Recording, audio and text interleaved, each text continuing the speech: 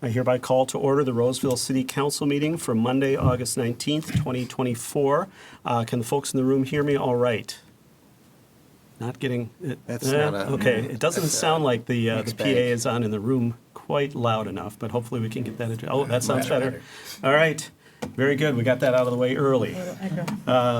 With that, Mr. Trudgeon, would you call the roll, please? Councilmember Etten? Here. Councilmember Groff? Here. Councilmember Strawn? Here. Councilmember Schroeder? Here. Mayor Rowe? Here. And with us at the dais, we have our guest city attorney tonight, Siobhan Toller, from our attorney firm, filling in for Rachel, who's out this week. We also have Pat Trudgeon, our city manager, as I mentioned, on the other end of the dais. And other staff and guests will participate as the meeting items come up on the agenda, and we'll make those introductions then. With that, I'd also want to remind folks, if you have a cell phone, to silence it or otherwise assure that it doesn't disrupt the meeting tonight. We do have meeting materials for people who are attending the meeting this evening available on the table under the clock in the back of the room. We have a number of copies of the agenda for folks to have for their own use. Hopefully we've got enough. And then also one copy of all of the meeting materials in its reading binder, which is the public copy available for your consultation if you need to see any of the meeting materials this evening. I believe from a housekeeping point of view, we'll talk more about public comment as those opportunities come up. But otherwise, we'll ask folks to stand if you're able for the Pledge of Allegiance. Right behind us here. I pledge Pledge allegiance to the flag of the United States of America and to the republic for which it stands, one nation, under God, indivisible, with liberty and justice for all.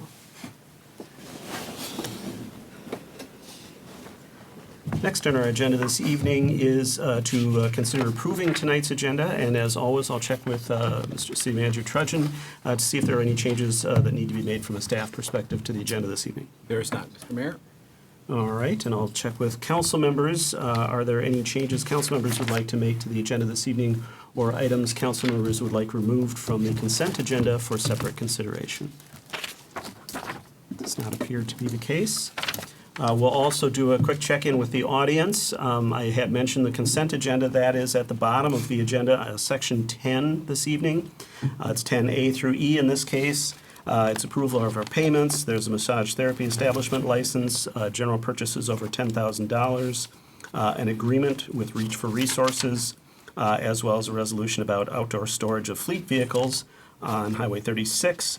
If any of those items are items that you're here for this evening and you wish to either ask a question or make a comment, this would be the opportunity to let us know, and we can pull that item off the consent to move it earlier in the meeting so that you don't have to stay to the very end to make your comment or ask your question. Is there anyone here for an item in section 10 of tonight's agenda?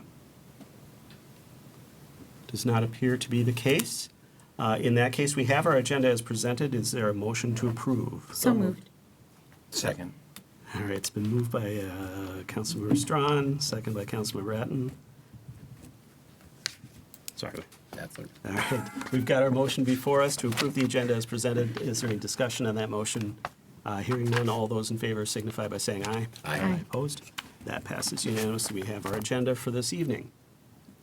Next on tonight's agenda is the first opportunity for public comment. This is an opportunity for general public comment. We will have an opportunity for folks to speak to items that are on the agenda as those items come up.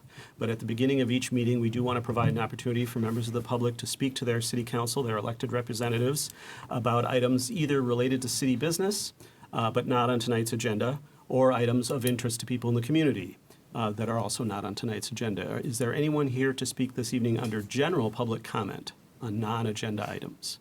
Yes. If that's the case, I'll go through the process and then you'll know exactly what to do. So we'll have an opportunity for folks to speak. And when you do speak at public comment, we've got the two microphones at the table. You can have a seat at one of the chairs in front of the microphone. You don't have to adjust the microphone or anything. Each speaker has, by council rule, a 3-minute time limit to speak. And we ask that you address comments or questions to the city council. We may, under general comments, we may not be able to answer the particular comment or question at this time, but we'll certainly, if it's something we need to refer to staff or something along those lines, we'll make sure and do that. With that, the other thing we would just note is when you begin your comments, if you can state your name and either your address or your street name for the record. And we'll ask folks to come forward who wish to make general public comment at this time.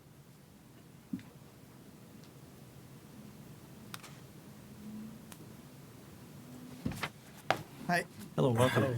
my name is Dean Sabetti, 2016 Beacon Street here in Roseville.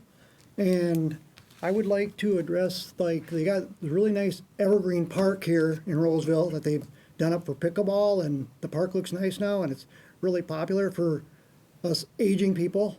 And during the state fair, they post no parking signs for the fair there, but people just kind of ignore it and go through.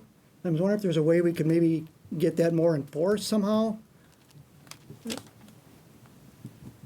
I can respond to that this evening. Oh, okay.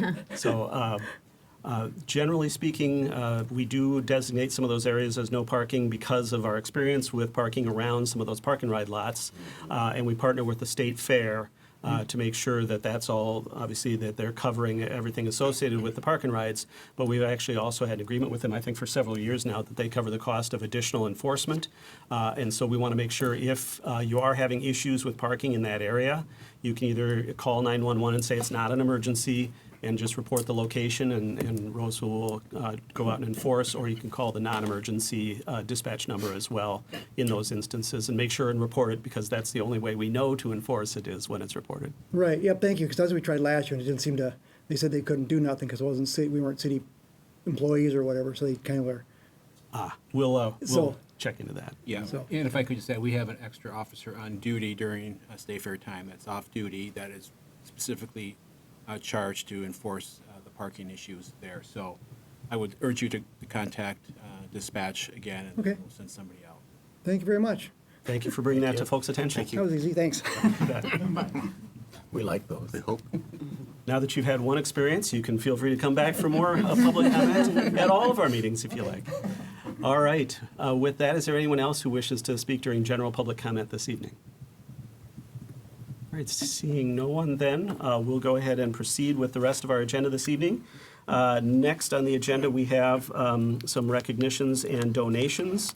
And the first couple of things are proclamations, which I will read, and then the council will have a motion to consider approving. The first is in relation to Hispanic Heritage Month, and the proclamation reads as follows.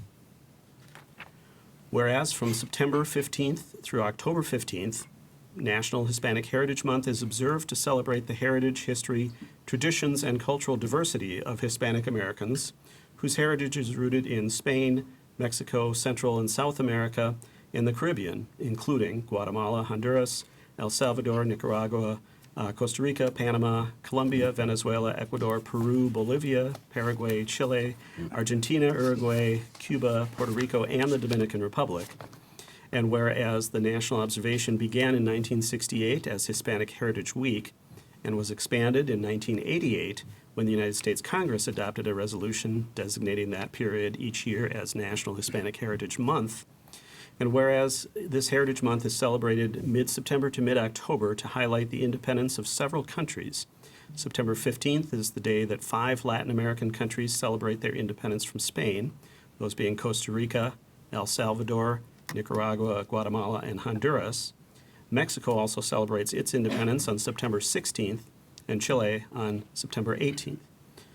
Whereas the Hispanic community has had a profound influence on our country through their strong commitment to family, faith, and culture, and they have enhanced and shaped our national heritage with centuries-old traditions that reflect the multi-ethnic and multicultural customs of their community. And whereas during National Hispanic Heritage Month, the United States celebrates the culture and traditions of Spanish-speaking residents who trace their roots to Spain, Mexico, Central America, South America, and the Caribbean. And whereas the City of Roseville invites all members of the community to celebrate 2024 Hispanic Heritage Month with the theme, Pioneers of Change, Shaping the Future Together. Now, therefore, be it resolved that the City of Roseville hereby proclaims September 15th through October 15th to be Hispanic Heritage Month in the City of Roseville. So moved. Second. It's been moved by Councilmember Etten, seconded by Councilmember Strawn to adopt that proclamation. Discussion on the motion? Hearing none, all those in favor signify by saying aye. Aye. Opposed? That passes unanimously. That proclamation is adopted, and I'll note that it'll be published in Spanish as well. The second proclamation this evening is related to Constitution Week in Roseville, and it reads as follows. Whereas September 17th, 2024 marks the 237th anniversary of the drafting of the United States Constitution by the Constitutional Convention, and whereas it is fitting and proper to accord official recognition to this magnificent document and its memorable anniversary, and to the patriotic celebrations which will commemorate the occasion, and whereas Public Law 915 guarantees the issuing of a proclamation each year by the President of the United States designating September 17th through 23rd as Constitution Week, now therefore be resolved that the City of Roseville hereby declares September 17th through 23rd to be Constitution Week in Roseville, and urges all to reaffirm the ideals that the framers of the Constitution had in 1787 by vigilantly protecting the freedoms guaranteed to us through this guardian of our liberties, remembering that lost rights may never be regained. So moved. Second. All right, it's been moved by Councilmember Groff, seconded by Councilmember Schroeder. Discussion on that motion? No. Hearing none, all those in favor signify by saying aye. Aye. Opposed? That passes unanimously. That proclamation is approved. And then third, under recognitions and donations, we have recognition of our community relations team as a result of some awards that have been received. And we'll turn it over to our Assistant City Manager, Rebecca Olson, to introduce this item for us this evening. Ms. Olson. Thank you, Mayor, Council members. Tonight, we're very excited to share with you some awards that our Community Relations team won. These awards are called the Northern Light Awards, and they were issued by the Minnesota Association of Government Communicators. I'm actually going to turn it over to our team because they're the ones that did the work. I want them to share with you. So I'm going to invite Corey Yunke up, and Shannon and Ian, if you'd like to come up as well.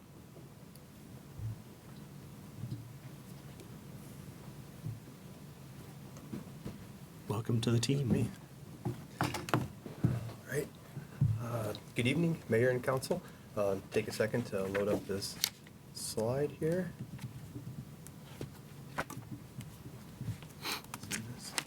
You know which one? We didn't get an award for this one. And let's see here. What's that? Selection. All right, gotcha. Sorry there. Close enough? All right. So with me today is Ian Wallish, Community Relations Specialist, and Shannon Prather, our Community Relations Coordinator. The three of us make our Community Relations team, though these awards involved a lot of folks in our city, not just us. And so as I'd like to thank our Assistant City Manager for giving us a chance to talk up here for a second here. We'll kind of just do a brief summary of each award. 3 awards, 2 first place, 1 silver award. The first place that we received was with our website redesign. A couple of the notes that the judges gave us for this was a lot of for all 3 of the awards was the intentionality, the purpose, the thought that we had, and we put into a lot of these awards, a lot of these efforts for the awards. Ian was very integral with the website redesign. I'd like to take credit for it, but it was a lot of time spent with design. And shortly before or after coming over to this side of City Hall, the admin side from the police department, we worked really hard to get Google Analytics set up. It seems easy to do of just signing up, but we had a lot of work to do to get that fixed. We used that information to really lead the design, to see how our site was used, and really to identify some opportunities. One of the opportunities that I think was really big was giving Parks and Rec their own celebrated site. We found out that our website is largely used by park users, participants, people in their programs, and we have a very, kind of complex department there working with all of our nature programs, all of the parks, facilities, the rentals, the oval, all of those things. So we put a lot of time into that to make sure people can get there and make a better user experience for those. The accessibility was brought up as well, of some intentionality again with that, of looking backwards as well, of trying to get all of our graphic links to be able to work in readers as well.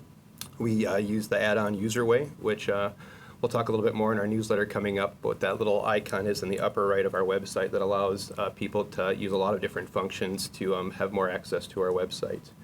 And yeah, I'd say finally, the biggest thing that judges mentioned was our the news flash options on the bottom of our websites, where Shannon and Ian put a lot of time and effort into articles and trying to inform our residents of the programs and services we offer. We celebrate those a lot more, and those are kind of our launching point from where we put all of our social, all the links, all the QR codes that we go drive back to those that drive back to our website and push people further into our website for more information. So having that really celebrated at the bottom with bigger, easier to see, it's more aesthetic in general. Hopefully you guys notice that. And just the work behind it that you won't see are hundreds of pages, thousands of images, so many broken links, a lot of things that nobody's going to understand unless you're just dealing with it. And so still, a website's never really done. It's always in redesign pretty much. And so as you see things, please let us know. We'll continue going. But great job on Ian for that one.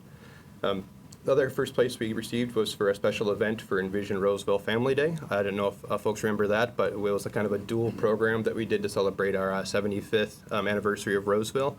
But this one came to us, again, the intentionality was based off that Envision Roseville program that we were missing some key feedback from our community. Some of that was with our younger families, and we're always looking to hear more from our BIPOC community. And so we were, again, really intentional with this. With no budget, we tried to find ways that's going to bring families to our parks. Having worked in the police side, I knew that they had some unused money for the family day that I used to help run, and so I'd like to say I stole that, but I'd like to say borrowed it to the police department. And so we used that to bring things that families like, so free stuff, a petting zoo, the face painting, inflatables, our public safety vehicles that we can get out there. And we were very intentional where we put that. Our consultants is right by that line, that kind of waiting line where parents have nothing they can do but listen to our consultants talk about aspirations and pull in information. And so we were very intentional with that, and we had almost 700 people attend that event again. And so in addition to that, the second part was to kind of tee up some people for the 75th anniversary event after that. One side note I'll say on that, the efforts again that people didn't see, is there was a huge storm that canceled that. Everybody was gone except for Ian and I with a wagon pulling up all sorts of signs underneath the power lines in Central Park during a lightning storm. And so I can say that now because we're safe. I wouldn't say that for insurance purposes. And so, again, that event was recognized, and there's a lot of people saying that's a smart way of doing that versus just putting an event together. We really thought this out. And finally, a silver award for a public information project we did, and this was largely Shannon's efforts and Ian's efforts with the photos there. But it's a series of articles that we put together, including an article about the MAC, about the Letters Instead, Ticket Innovation, Innovative Practices, an article about the Duxbury incident in South Owasso, introduction to Tom Pitzel. What else am I missing from that? Most of those put together. And again, these are tough topics. These aren't always easy things to put into, and also hard to get these published sometimes. Shannon's a phenomenal journalist and isn't just a great at piecing together articles, but making people feel comfortable of saying things that I couldn't pull from people, others can't from it. And really not just that, getting this stuff published in earned media. So this wasn't just our in-house publishing. This was put together and echoed by the Pioneer Press, the Star Tribune, industry, as far as the Police Chief magazine, of that, and also used in presentations for different things for this of doing it. So these departments, the police department are there for policing of it, and so it's not easy for them to kind of put this stuff together, where Shannon made that very easy and got these messages heard and read by a lot of folks that wouldn't be just through our website or through social. So these were recognized by our peers, and not the first time we've been asked for some of these pointers, and we do the same thing. We rely on our peers as well to get these ideas. But as I mentioned at the beginning, this wasn't just us three. This was the community members giving us the time to talk about it, staff giving us time, department heads giving us access to their employees, and overall it's a big team effort. As I say a team, and I speak for everybody here. So, anything else to add? Covered it. Yeah. Any questions? Any questions from the council? Councilmember Graff? It's not really a question, but I see a huge difference in our communications since I came on the council. And this summer, what I've really experienced, or I really appreciate, this award reflects it, these awards reflect it, of course, but I have heard over and over again people who know your names out in the public and say specifically what you've been doing and how great it is for the city. And I actually had someone say, how did you get Shannon up to Roseville? And I'm like, I really don't have the answer to that. And they're like very impressed and very jealous of it. So those are just feedback I'm hearing from the community, and it's all been very positive. Thank you. Others? Councilmember Schroeder? Yes, thank you and congratulations for the award. That's great. Ever since I've been involved with the city as well, the one thing, I remember the first time I applied for a commission, the first question was, how can you improve communications, you know? And I was on the Finance Commission, and they were even asking us that question. So that, I want to echo with, Member Groff here, sorry, Council Member Groff. I keep getting the EDA in this. Yes. I too have heard a lot from people about how much it's improved, and one of the things was, I know everyone kept thinking, how can we improve it? And obviously, you have come up with great ways to improve it, and not just talk about that we need it, but you actually have come up with ways to achieve it. So thank you very much. Councilmember Strawn. Thank you. I want to echo the others' comments, but I also want to appreciate the team that you've created, Corey, Mr. Yonke, because you were kind of the point person to start this out. I have seen Ian many places this summer, and I appreciate, again, just that consistent face in the crowd that people know. But I thank you for being forward-looking. I've had many people who are disability advocates with concerns about the readability of our website, and as we hear over and over and over again, why can't we have a paper? We know that that's not necessarily the future of communications, but really appreciate where you're taking that and moving it forward, and still understanding that people want those stories and people want that type of feel. So I really I appreciate you from the community for what they see. We're hearing more and more how much people find that value in the publication that you're getting to them. And I think before it used to just kind of be, look at it, chuck it in the recycle. And now I definitely go through it all. And there's almost always something I didn't know. And I would think that I would have a lot more information. And so I appreciate the effort and time that you put into that. So thank you. I feel like I better say something new. They're not gonna like me. Likewise. They're gonna write some news article. About the one Retiring council member never worked anyway, or something like that. I'll say, thinking about the website, I know in those months of transition, there were several times I said, Corey, what's up with this page? Or you guys did a tremendous job of peeling apart all kinds of layers of crazy that was on the internet and making it clean and much more accessible for everyone. So thank you for that work. Yeah, there was a bad haircut phase for that. We were working it out. So, yeah. That's a good way to describe it. And I would just echo the notes on the newsletter, and I think that just kind of is a great opportunity to maybe preview, not specifically, but I know the notion is that you're not resting on your laurels, and that this isn't the end of the things that will be creatively done.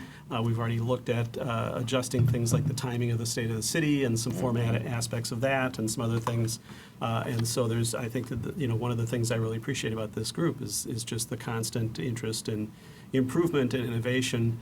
And the challenge, of course, becomes is that you have to balance that with getting the job done every day too. So we appreciate also that you keep that in mind as well. So, but we look forward to the next innovations that'll be coming out, and the next awards you'll be recognized for those innovations. Congratulations. Thank you. Pressure's on. Yeah. All right. Appreciate it. Thank you. Yeah. Thank you.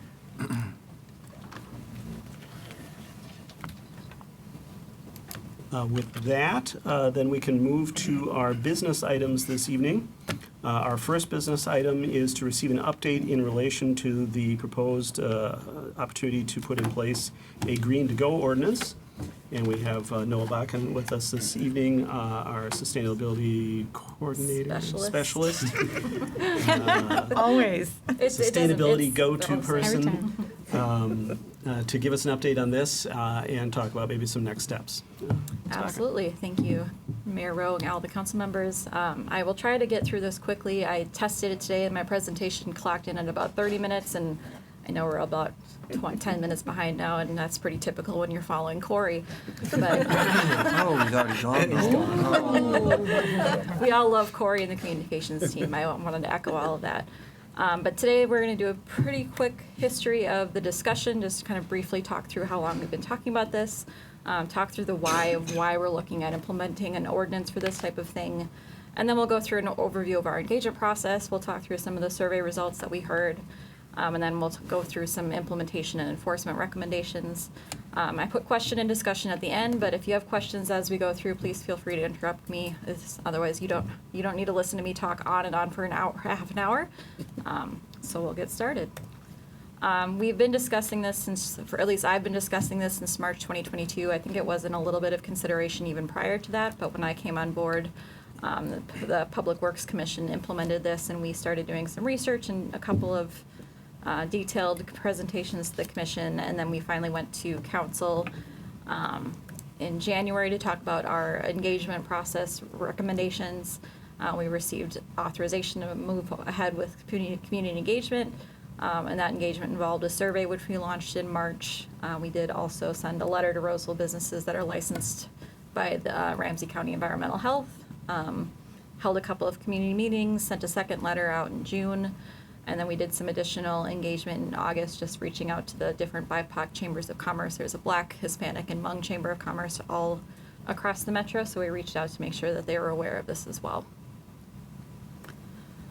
We are introducing this because we primarily wanted to reduce the use of expanded polystyrene, more commonly known as styrofoam, in the food service business, as well as to reduce PFAS in the waste stream. Something like this would also support the Pollution Control Agency's solid waste plan.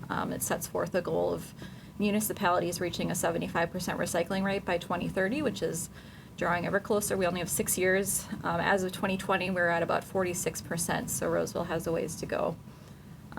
This also aligns very nicely with Ramsey and Washington County's food scraps pickup program, which has been rolling out to a few communities across Ramsey and Washington County.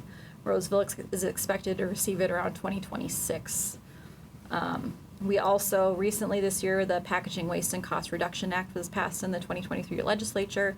Among other things, this would require all packaging coming into Minnesota to be recyclable or compostable by 2032. So this aligns very nicely with that, and it also adds consistency with nearby communities who've already implemented some ordinances like this. And then finally, reducing waste is really important on both a local scale and a global scale, and I mention this because recycling markets shift over time.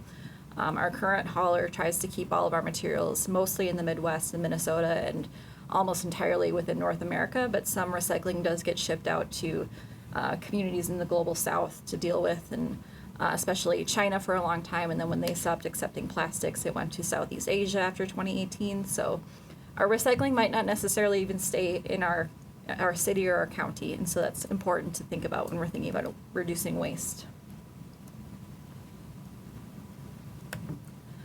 And why we're looking at this specifically for food, and this is something that I mentioned when I had a presentation with the businesses, and there's two major solid waste issues that we see. One is plastic pollution and the increased prevalence of microplastics in the environment, and another one is food waste, which is a huge issue in the United States. Food and packaging make up almost 45% of materials in landfills. Plastic production is at an all-time high and continues to grow. Even though plastic's been in production since 50s, 60s, the 50% of all plastic ever made has been made since in the last 18 years, which is a pretty astounding thing to think about. And it's projected to rise. From a food standpoint, and this is something that I heard from Minnesota Hospitality, rates of ordering food for takeout and delivery more than doubled during the pandemic, and 20 to 30% of businesses' revenues come from takeout and delivery services.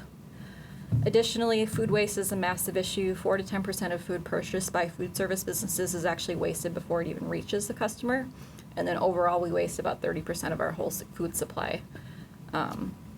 So by composting those food waste scraps and maybe diverting them to a different waste stream, we can turn it into a useful material. Compost can amend soil and make it healthier. I wanted to talk through the equity considerations of this ordinance specifically.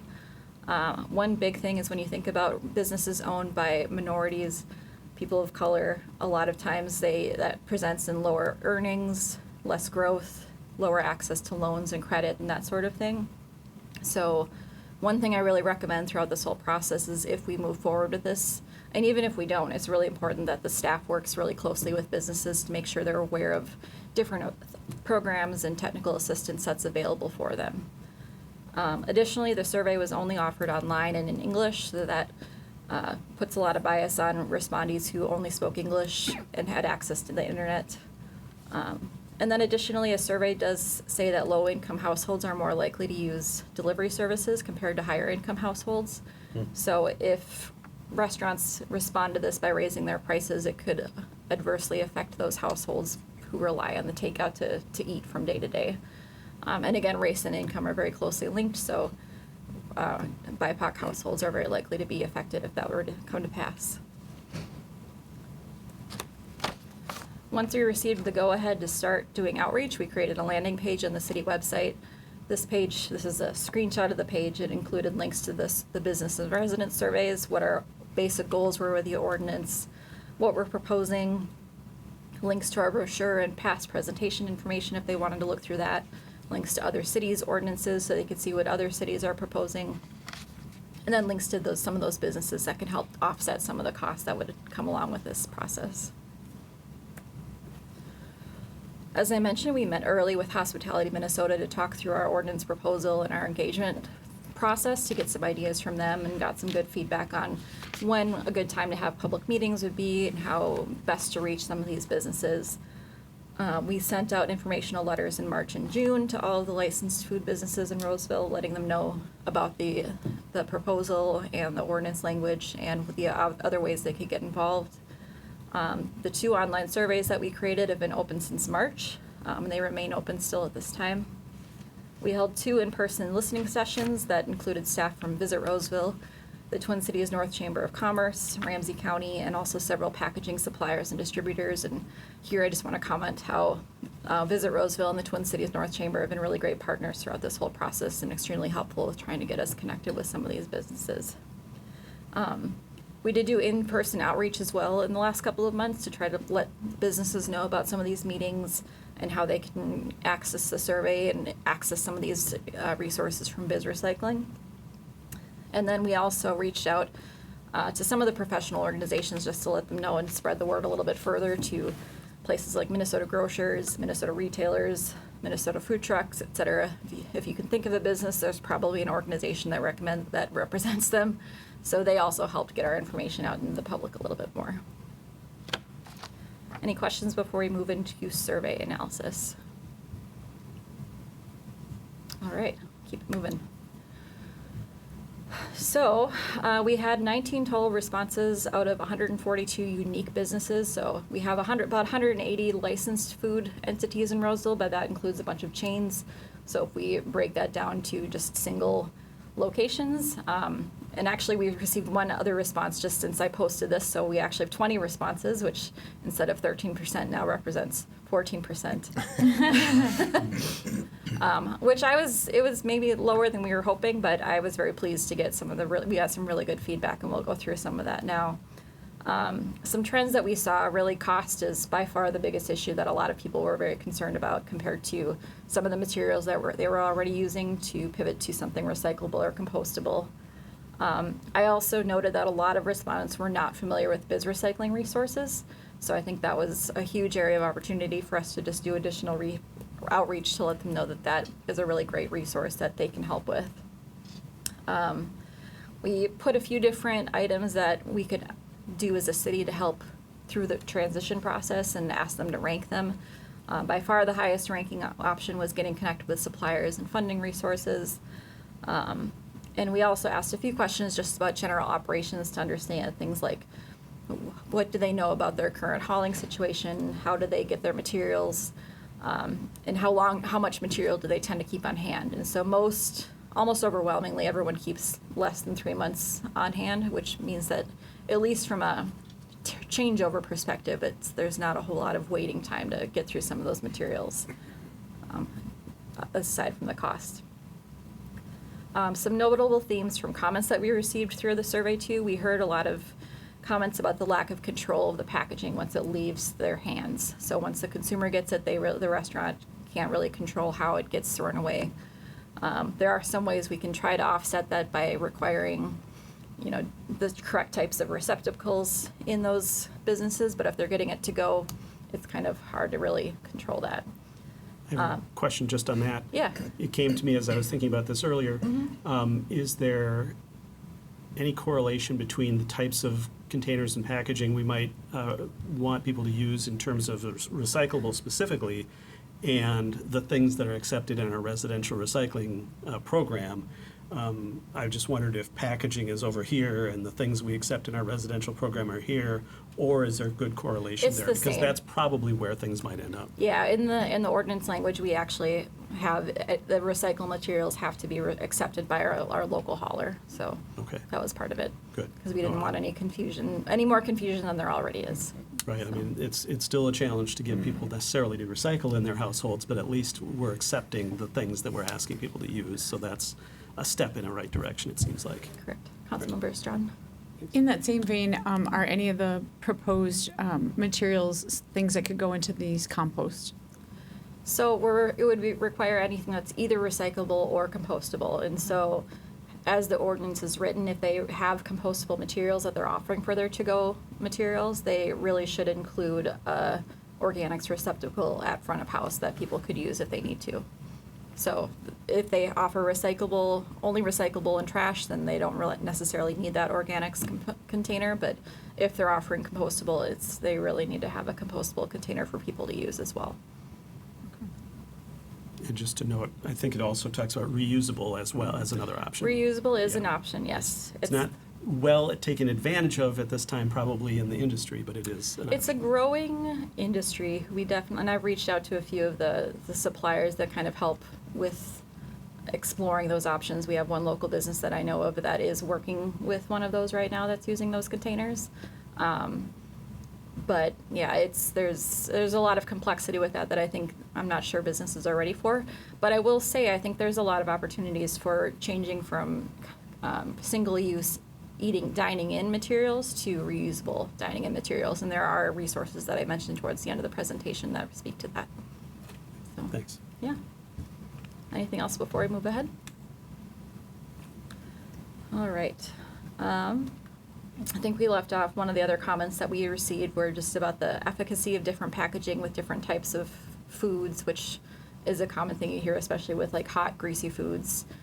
Things like curries and that sort of thing don't really do well in compostable materials because it starts breaking it down that much faster. And then from a biases standpoint, I mentioned earlier, the survey was online and only in English, so respondents that don't speak English as their first language and don't have access to the internet may have had trouble with accessing the survey. And the majority of the respondents were white. We did ask an optional demographic question, and so by far the most people who responded were white. I just wanted to highlight a few of the questions that we asked just to kind of explore how that looked. One of the things we asked was just what type of business they are, and this is a multi-choice question. So we had a really interesting range of local businesses, local chains, independently owned businesses, and even a couple of national chains and hotels. So we had a really interesting cross-section of the responses that we did receive.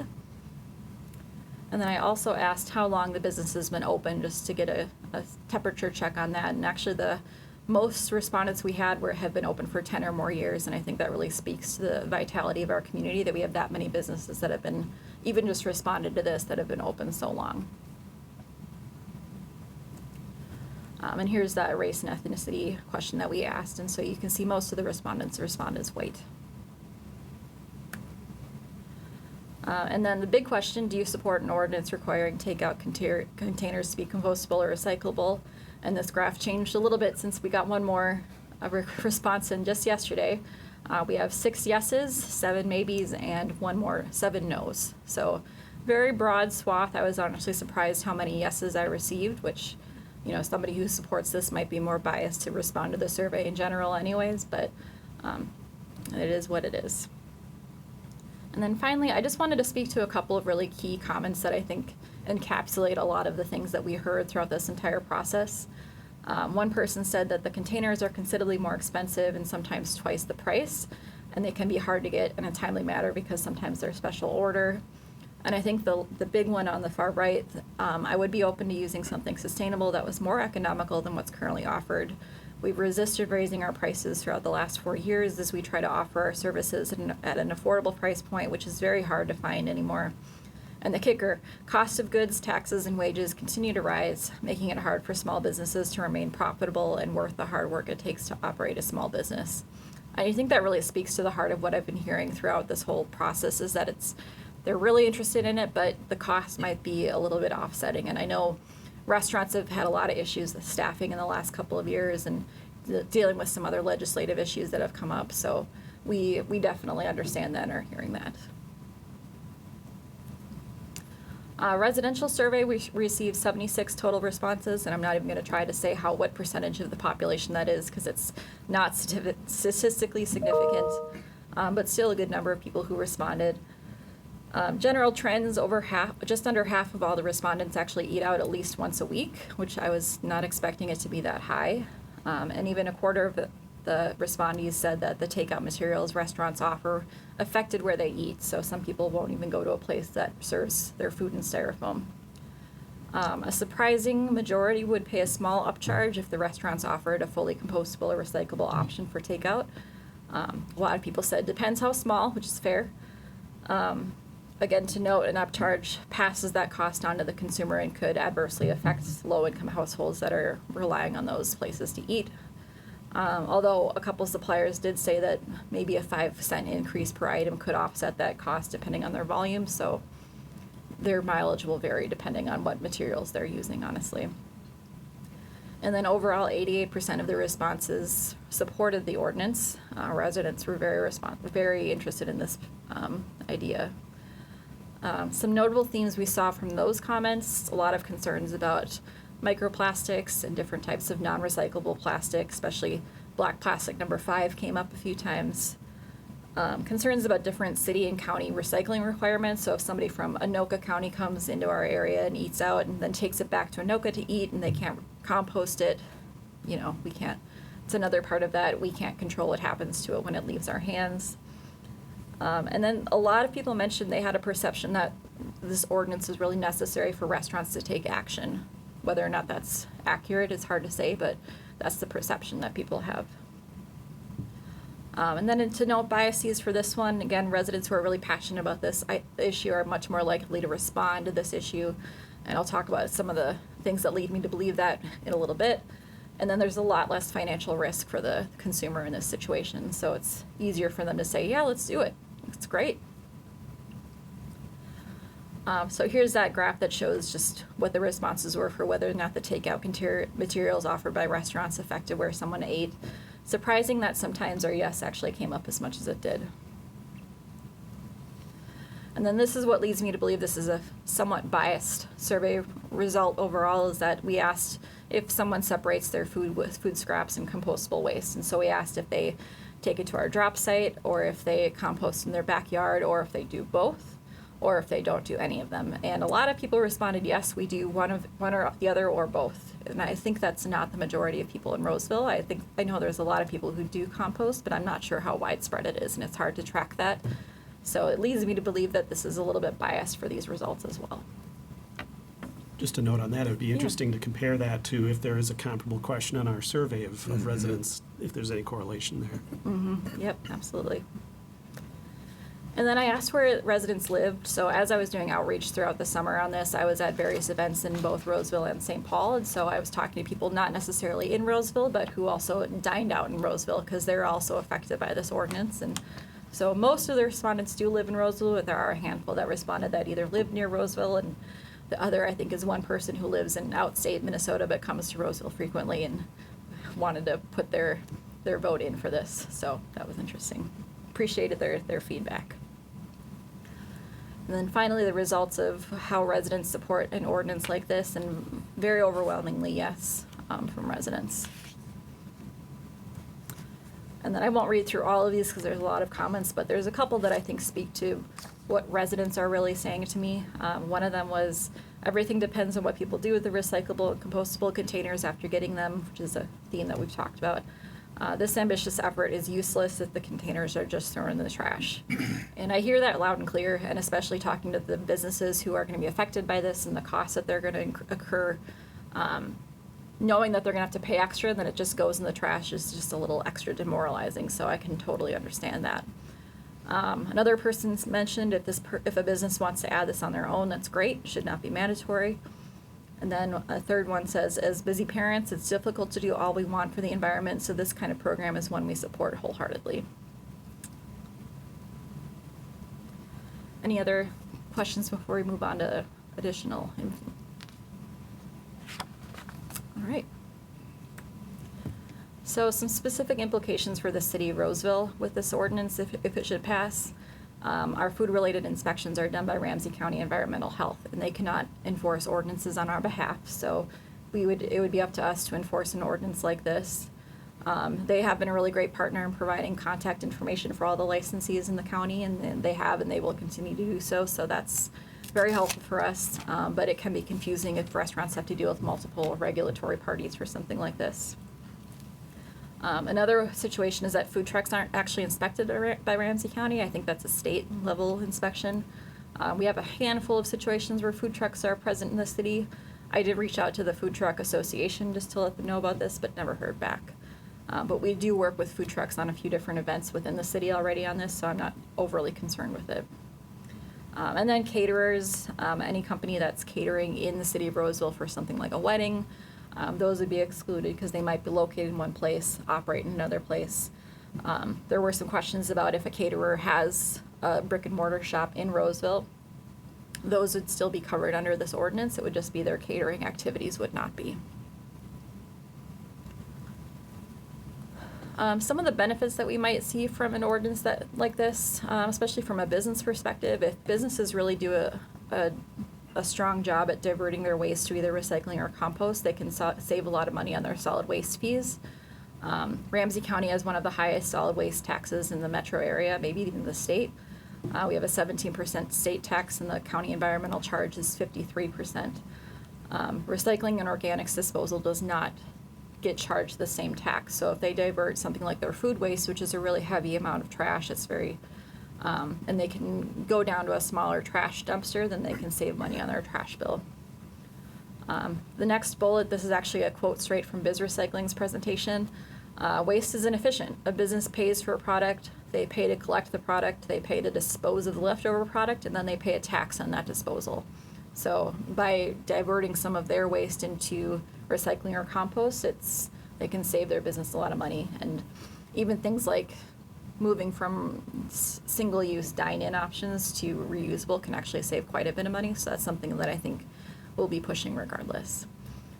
And then this is something we heard from a couple of the cities as well that have already implemented this, but businesses that are modeling recycling and organic waste separation at front of house helps to normalize that process for people as well.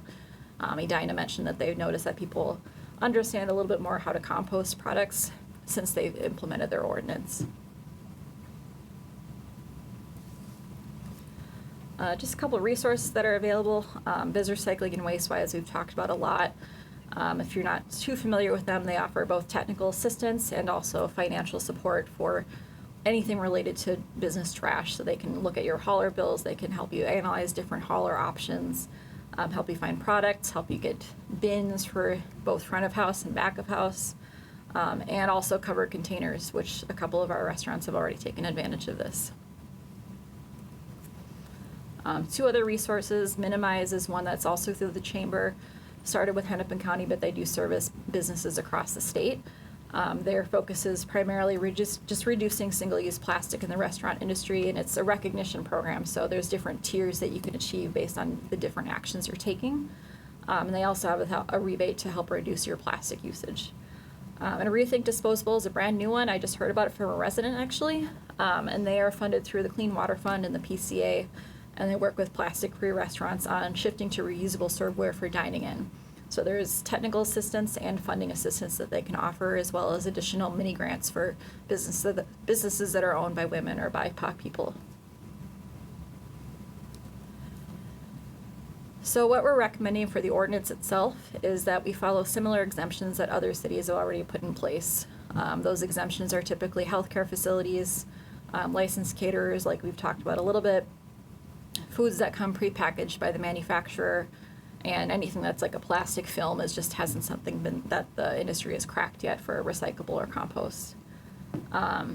As we would move forward, we would work with restaurants to determine if there's other material exemptions that are necessary. Minneapolis and St. Louis Park went through a series of different exemptions as they eased into their process, but the materials are much more widely available than they were back when they started, so hard to say if it's something we would need to do at this point. Our enforcement, I'm recommending just based on annual visits with the restaurants, just go in, review the ordinance, review their packaging materials. If they're not in compliance, give them 60 days to make changes, and then if those changes aren't made, fine them an administrative fee. And then also create an informational packet for new restaurants so they can understand what we're asking of them, what the ordinance requires, and how they can find support to come into compliance. If approved, I am recommending at least a 12-month phase-in for education and outreach. Part of that would be a packaging fair to help connect businesses with suppliers and haulers and biz recycling and all of that.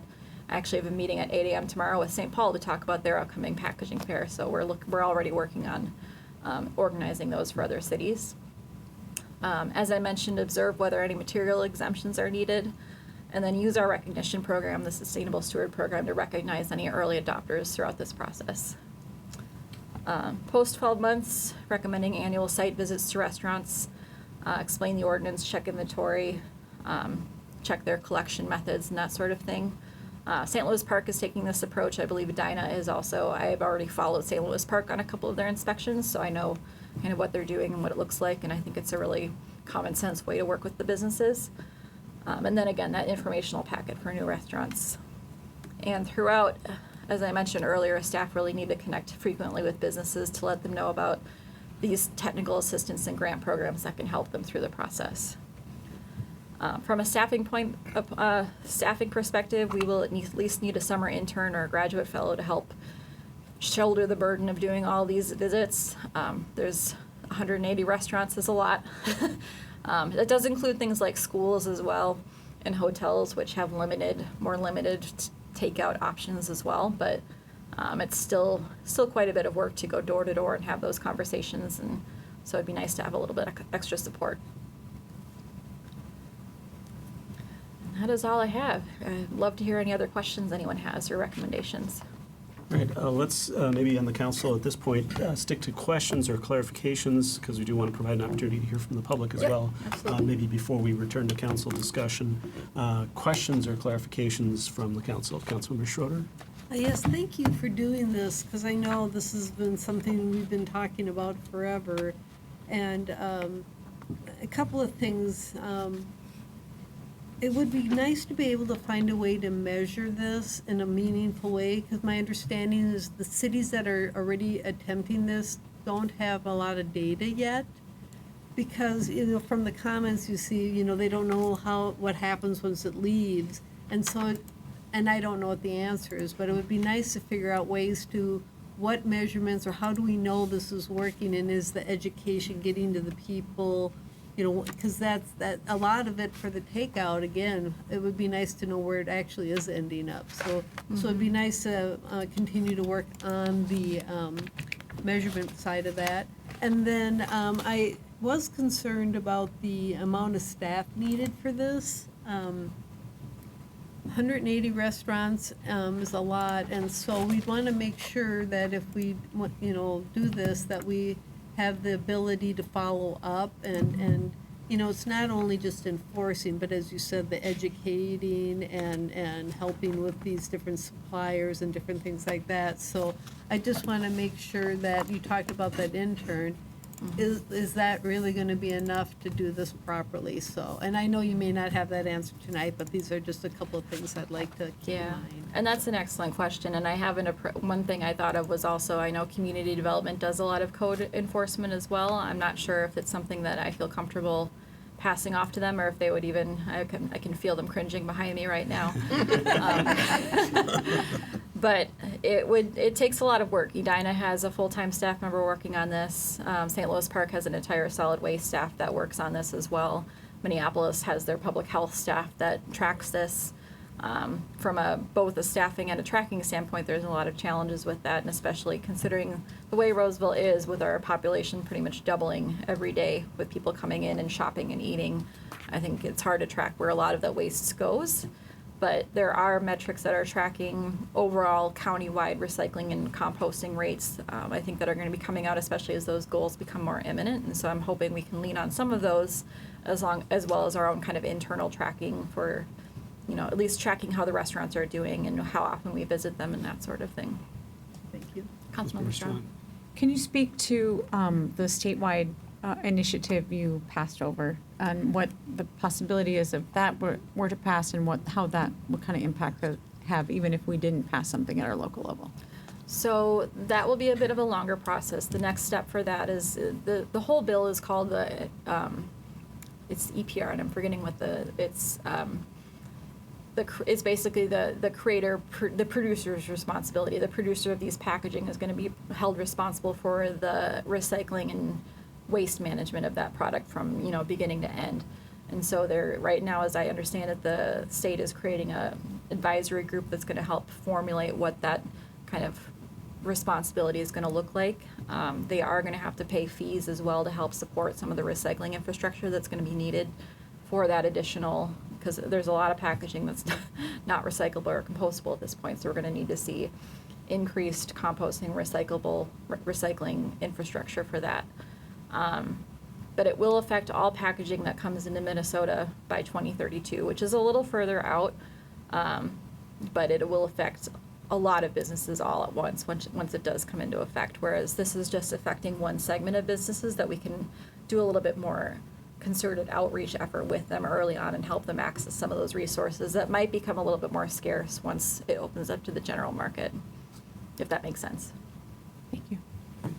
Councilmember Bratton? Yeah, I just wanted to make sure, this only deals with containers, not the plastic forks or spoons, right? You had mentioned there was an organization that kind of helps address that, but this ordinance would only be around containers. Is that It correct? would include silverware would be included in that, so all right, to-go there you are. silverware. Right now, there's no recyclable option for that, so it would only be compostable. Okay, thank you. So, but there's Great. also other things like adding straws on demand and that sort of thing, and not including everything automatically with when you order takeout is another thing that we would enforce. Okay, thank you. Councilmember Graff? How do we handle this if, from the example you used, that something doesn't work there's no container for it yet that works? How do we handle that issue? We have an exemption language in the ordinance that speaks somewhat to that. I believe it says, I can pull it up here and I can bring it. But it speaks to whether or not there's any kind of, I'll find it right now so I can say exactly what it is. That's the RCA.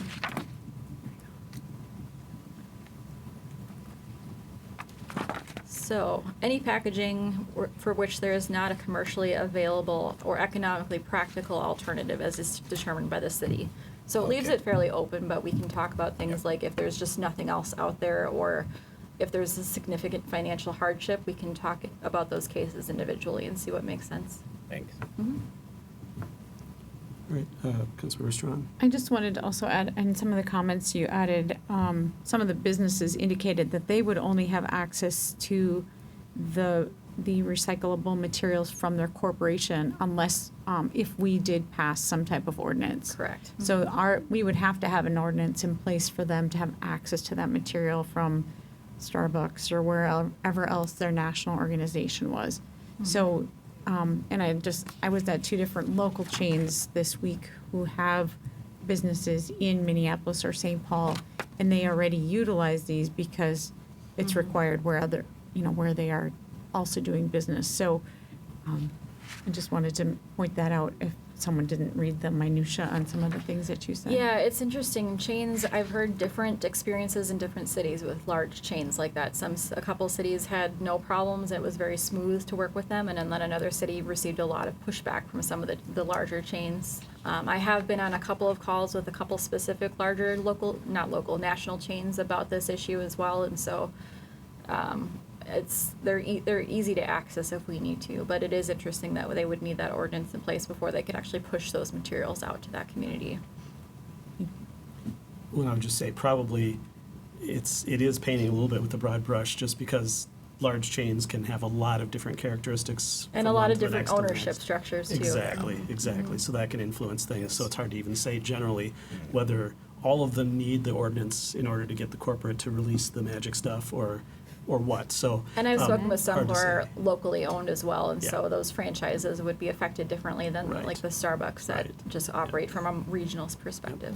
So. So one thing that came to mind in terms of the enforcement side of it is this an opportunity to maybe partner with a neighboring community that's also putting something in place or has something in place that has much more infrastructure in terms of enforcement, where we can pay them a annual fee to do that, as opposed to how that affects our local staffing and ability to pay that way. So just not expecting an answer now, but certainly, hopefully that's something we can have a conversation. I have a minor answer for that.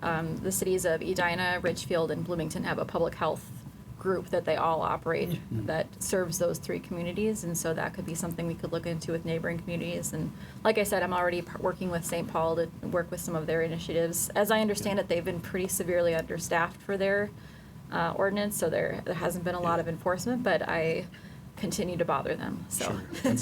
That is the challenge, and maybe some revenue from a neighboring city could help that. You never know, but there may be other factors in their staffing issues, as we know with staffing issues generally. Yeah, that's a great suggestion, though. I really like that. Right. I do want to provide an opportunity for public comment, so if the council can kind of keep thoughts going on this and churning, and we'll open it up for public comment. If there's anyone from the public who wishes to speak to this proposed ordinance, which I want to be clear, we have not noticed it as something we're going to take action on this evening, so there isn't any action to put this ordinance in place this evening. This is just talking about next steps based on everything that we've gotten to this point. Feel free, if there are members of the public who wish to speak to this. Once again, we just ask that you come up and have a seat at the microphone. And we do have that 3-minute time limit, which I'll try to enforce gently and but firmly. Absolutely. Good evening, Mayor Rowe, members of the council, city staff. John Connolly, president of the Twin Cities North Chamber of Commerce and one of the stakeholders in the Green to Go.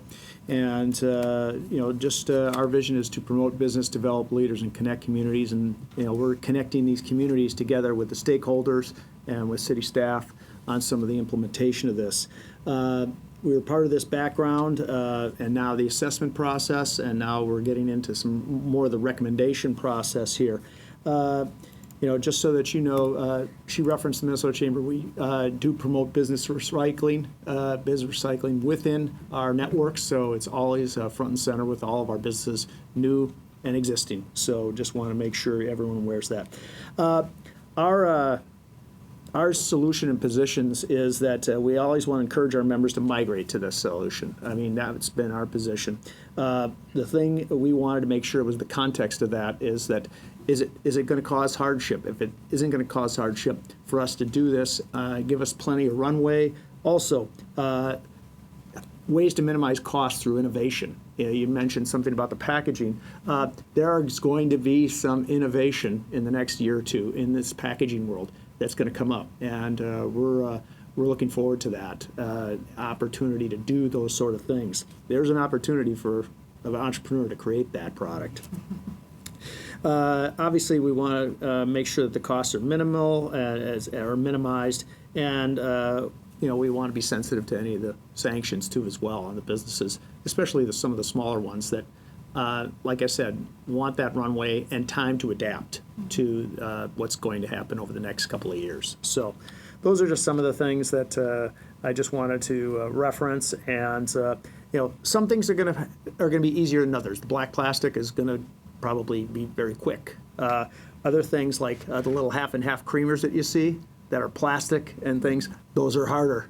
And just know that it may not be all at once. It might be, but I think some of the incremental things that are going to happen over the next 2-3 years are going to be encouraging, so that by 2030, 2032, hopefully our businesses have enough product and manufacturers that make this product to make it very, very feasible for them. All right?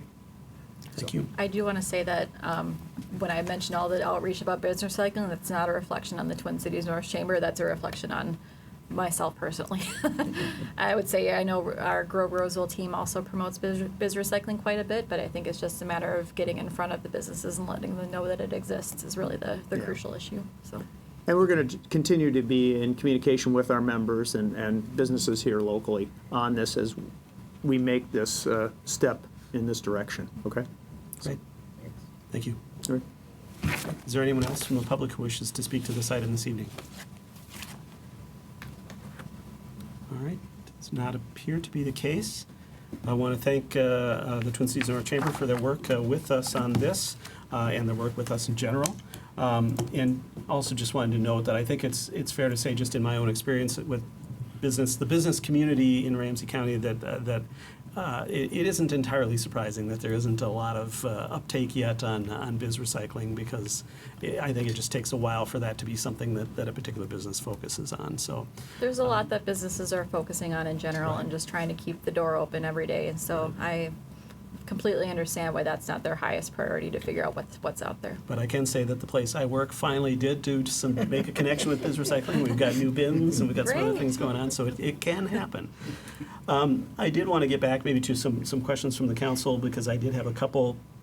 And you talked a little bit about the enforcement. I was thinking about the 60-day period to respond, and maybe talking about do we need to look at how we phase that in over time, and do we talk about sort of when the ordinance finally goes into effect, if we extend that time period out or some things like that, and that may be a little council discussion too. But I just wanted to kind of throw those topics out there as some things to think about, because, and then if it's just one particular packaging item amongst several that a particular business uses and they haven't been able to get it done, do they get the full penalty? Do they get some smaller penalty? Or how do we handle some of those situations too? So those are some thoughts that came to mind, and I'd be curious as to other council thoughts, or if staff has some perspective on those as well. We did have in our initial draft, I think we had a 30-day turnover period for that, and based on some of the feedback we received, I did extend that out to 60 days, but I think even something like 90 days would be reasonable based on just the cycle of having to order products and learn what's actually appropriate for their food and that sort of thing. Sure. And I think we want to try to hear more from the businesses about that too, so that we make sure we tailor that to what the reality of the Yep, situation is. yeah, exactly. Am I correct that that whole system would come in place after a year or so, whatever our decision is, right? So that Correct. It wouldn't be if we visited them next month and then we give them 60 days or 90 days. It's No, absolutely maybe not. a year from now, haven't made the transition or only partially made the transition, right? Yep. Yep. So it wouldn't be new information. It shouldn't be new information. No, it would, basically, the engagement process that we've been doing would kind of amplify even more should this pass, so that we make sure that all of the businesses have ample access to all the information and resources that they need. Other thoughts from council members as to where we go from here? Councilmember Strawn? Or other questions? Well, I kind of comments and questions. I think mostly comments. I just think many of our city events currently are zero waste. And we have had a really phenomenal dedicated staff and a really amazing group of volunteers. And I don't know if there's any way we could tap into any of those volunteers in providing opportunities for more of the community to be aware of what they could do. And not just residents and businesses, but I do know there's a few folks, I see at every event, and they're really passionate about it. And I applaud them for it. And I know we did a zero waste event at a park building, and it was very successful. And I just know it can be done, and it just takes that extra time to think about it and plan ahead. I do know, as we talk to young families, young adults, young people, there's a very strong interest on environmental impact. So I think for us to say, we're not going to do anything is not where we need to be headed. I think we need to be doing something. What exactly that is, I think there's a combination of things, but it seems like education is just paramount. And that some of that education needs to go back to the business as well, though. If the University of Northwestern said, students don't know how to recycle, well, they have a whole environmental services department. There should maybe be an incentive for them to produce less trash, and so they have an opportunity to see an impact and a benefit for them to educate their students. Students are constantly turning over, 25% or more leave every year. So it's a continual process in a university setting. But I think people have about that much of a brain span, and it's going to be a continual process until it becomes habit for other people too. Yeah, absolutely. And And I it's- find that doing outreach at events too, I often bring a recycling game where people can, they spin a wheel and they tell me how to recycle or get rid of the item that they land on correctly. And like kids and both adults will just continue to spin and spin and spin because I want to learn about everything on the wheel. And so I think there's a hunger to understand how recycling works. And so I think I agree with you that I think whatever happens, that we do need to do a more concerted outreach effort like Recycling 101 or something with residents to help them understand the process and why it's important. And the last thing was, I just think, I appreciate adding the possibility of coordinating with another city that might have more infrastructure that we could partner with in some way. But also, I think we have an opportunity as we roll out the compost. We're going to have to be doing a great deal of education at that point too. Does this compost allow bones, or does this one not? And things like that. And then what is it appropriate even for people to be composting in their yard, and how do they do that appropriately? So I think there's a lot of opportunities in the next 2 years to really educate people as these things come out. And I feel like it can all be kind of a group project, and Absolutely. infographics are so much better than anything people have to read. Our interactive website would be fabulous, but a game on there. Get the Yeah. kids on there and they can be working, I don't know, and maybe some kind of Our incentives. Holler does have a game you can download for your phone that you can do the same thing and test your knowledge. So I recommend checking that out. It's fun. But I agree that would be fun for the city website too. Yeah, and sometimes our haulers have a different priority, but I want to make sure that we see it as something that people gain from this, and it's more affordable. You gain the trust of the neighbors and the people who do business in your facility, and even if 50% of those don't go into a receptacle where they are reused, it's 50% more than there was before. And so I think, again, we aren't going to be able to control each and every one of those items. But if we can control even a small portion, it is a cumulative effect. Absolutely. Other thoughts, Councilor McGrath? I agree with all that's said. First of all, though, I did want to thank you for your presentation because this is really, you've done a lot of research, and I really appreciated the contacts you made as far as biz recycling and the other ones. That was educational for me. I was not aware of all those things, and I think part of this push is, in my opinion, the educational part of it. Oh, absolutely. Communicating with our businesses, getting that information back to us. This is an ongoing thing. Yes, I hope we eventually pass something here, but it may need to be revisited maybe in 2 years, as Mr. Connolly says, if things start changing and there are other things that come up. So Absolutely. I don't see this as something like, okay, we enact it now and then it's done and we're through with this forever. So It's very much in what they said in grad school, an iterative process. yes, So- yes. So that was the main thing I think is all of those items.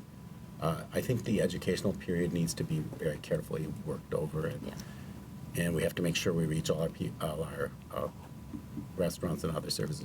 We need to make sure we reach the people that might have a language barrier. And I know you're working on that, but I want to just bring that up again because I want people to understand what's going on. I want this to be a collaborative thing with the businesses, not a enforcement thing. I agree. So I guess that's the gist of my comments. I could go on, but that's where I'm at. No, thank you. That's how I've been trying to push it as well, as more of an educational opportunity rather than something that's just strictly punitive. And just before I recognize Councilmember Hatton, I did want to note, even for me as a relatively good English speaker, when I'm out and about and I see opportunities to put something in compost or recycling or trash, I still stare at it for about 20 seconds to figure out what I'm supposed to do.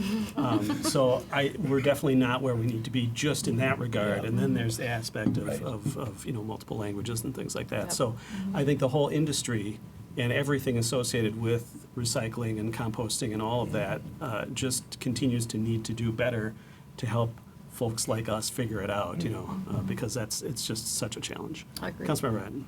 I would like to thank you also for your work. Obviously, it's very thorough. Appreciate the work you've done to go visit other cities and go on their visits to businesses. It's going to help us do a lot better job, so thank you for that. I brought this up in 2019, and we had a little pandemic, and you came and you helped make it happen. But I understand that maybe that time was good because a lot of things are changing in supply chains, in how we're handling waste, and sometimes things need time. I hear the concerns from businesses and residents, but I also hear the support. We've all been to places that have already made this changeover, and they are in business and they're running. We have a business here in the community that actually inspired me to do this. I went there to eat, and I was served on styrofoam stuff just sitting in the restaurant with my friend. And they have, in the intervening 5 years, switched away from that for everything but their cups, and really appreciate that business making those changes. So I feel like this is going to start happening some on its own. When we think about the alignment, you talked a lot about it, but certainly we have the new state law thinking about supply.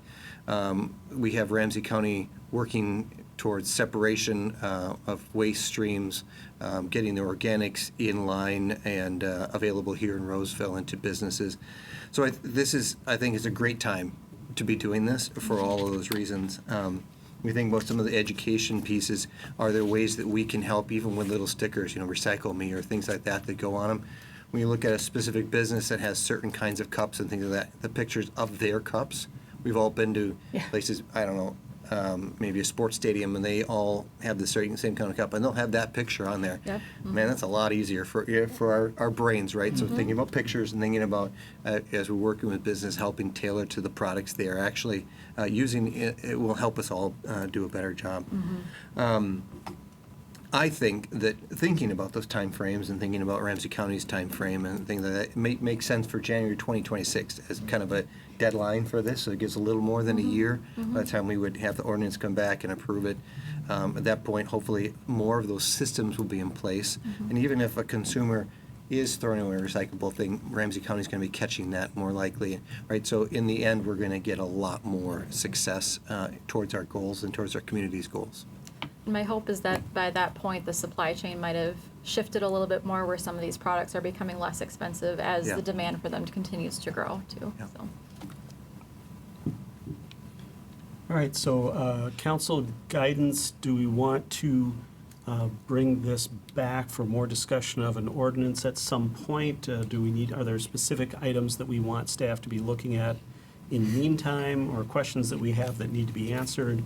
Or do we want to kind of table any real further in-depth discussion from this evening to another time to then provide that guidance to staff? We've received a lot tonight. We can do a lot of different things on next steps, and so I guess the question is, what does council think that should look like? I think we should move ahead.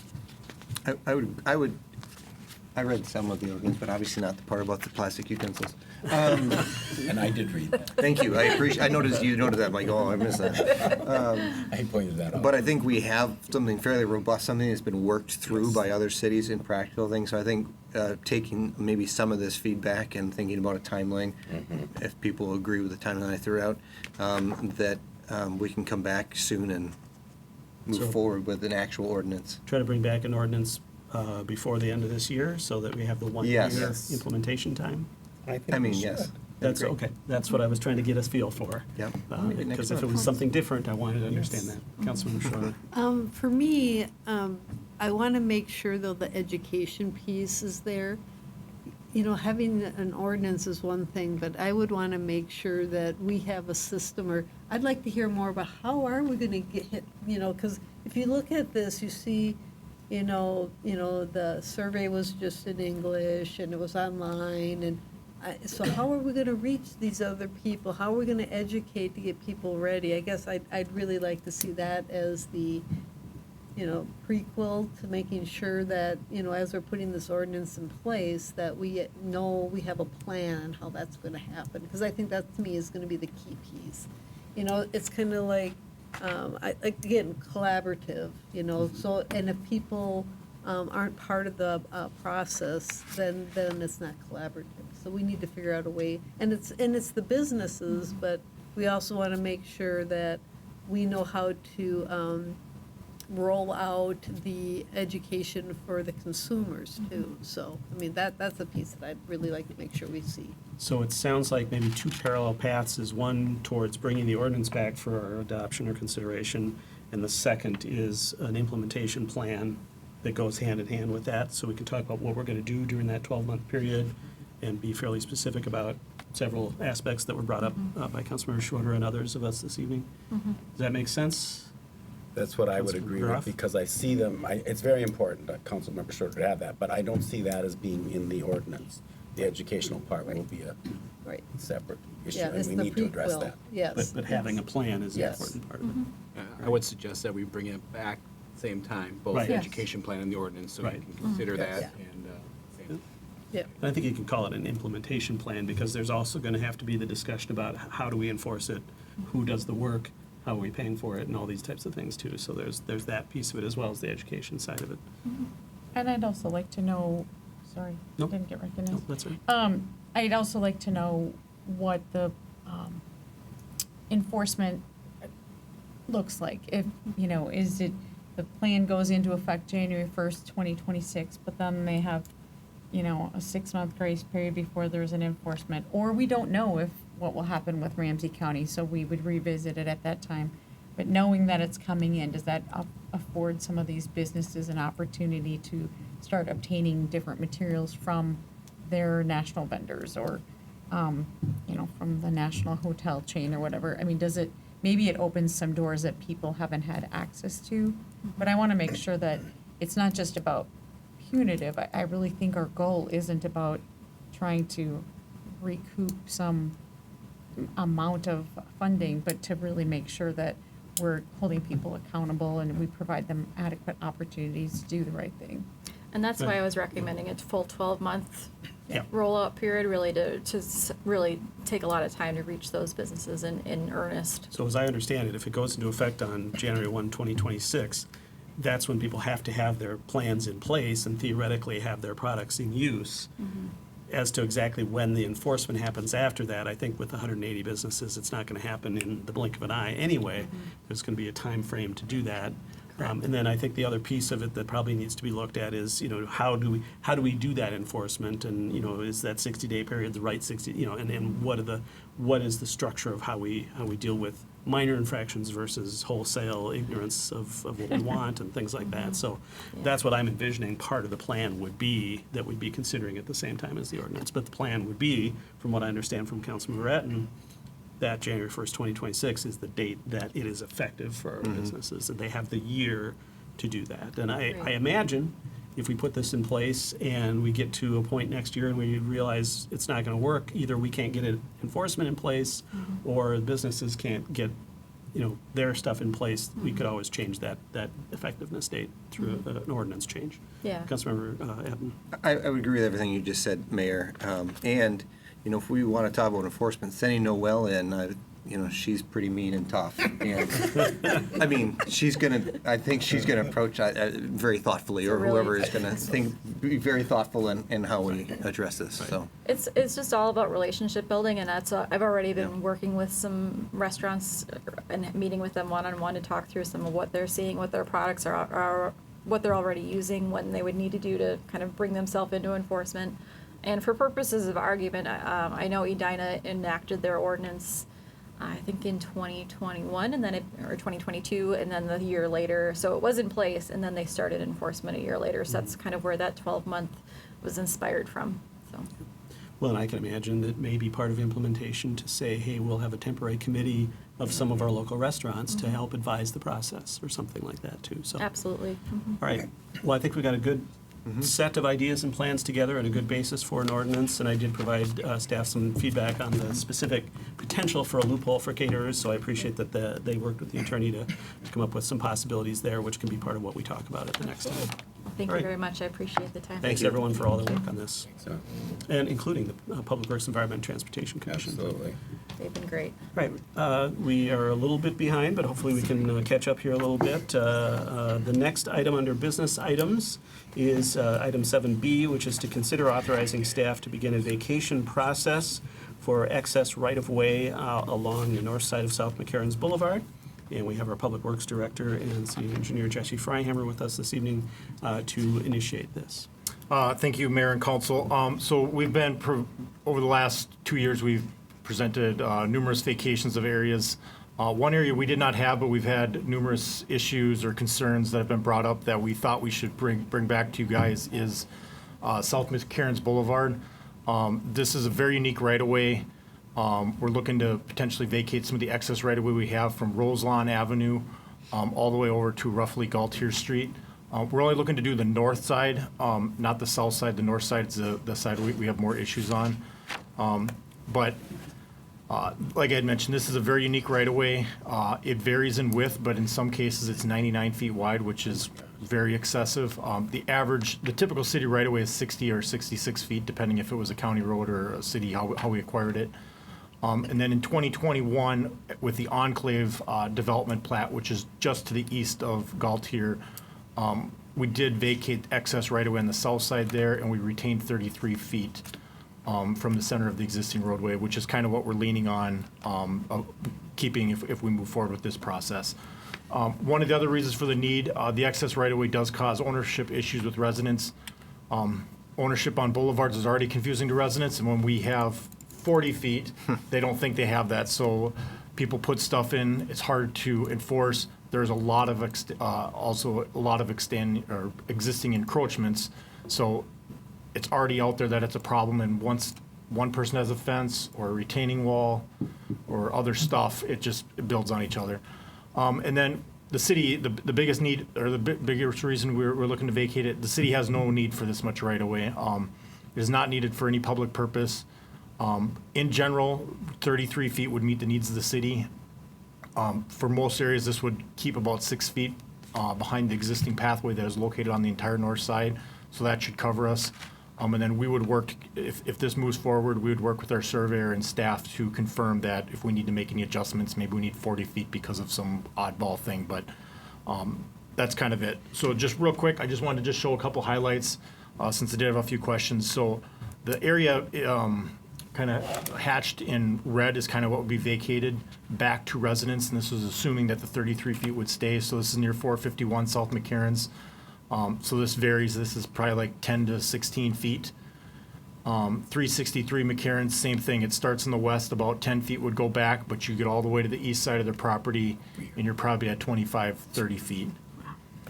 And then this is kind of in front of a bunch of homes. Currently, these are a lot of the lakeshore properties. As you can see, there's a lot of existing private encroachments within this, and this is about 20 to 25 feet that would potentially go back to property owners. And just to then- be clear, what you're showing with the red is What would be vacated. That is Okay. the excess right-of-way. So if we vacated, this is what the city would be giving up. So we'd maintain to the south of the red. Correct. Got it, okay, thank you. And then 257 McCarran's, we discussed this a few months ago, but there's a lot of excess there, but like I said, approximately 6 feet behind the path, so already some existing improvements there. So if the motion is approved tonight, staff would work with a surveyor. We would define the center of South McCarran's Boulevard. That would help us define what we would vacate. So we'd vacate everything theoretically excess of 33 feet from center line. We would set the public hearing and mail notices to the affected residents, and then hold the public hearing. This likely will not occur in the short term. This will probably happen in sometime 2025. And then a 4/5 vote would be required since this is would be a city-initiated vacation. So with that, tonight, the requested council action is to consider a motion to authorize staff to begin vacation process to vacate excess right-of-way on the north side of South McCarran's Boulevard between Roselawn Avenue and Galtier Street. So with that, I can answer any questions the council may have. Questions from the council? Councilmember Strong. Thank you. Mr. Freihammer, can you go back a couple slides there? Nope, the one you were just at.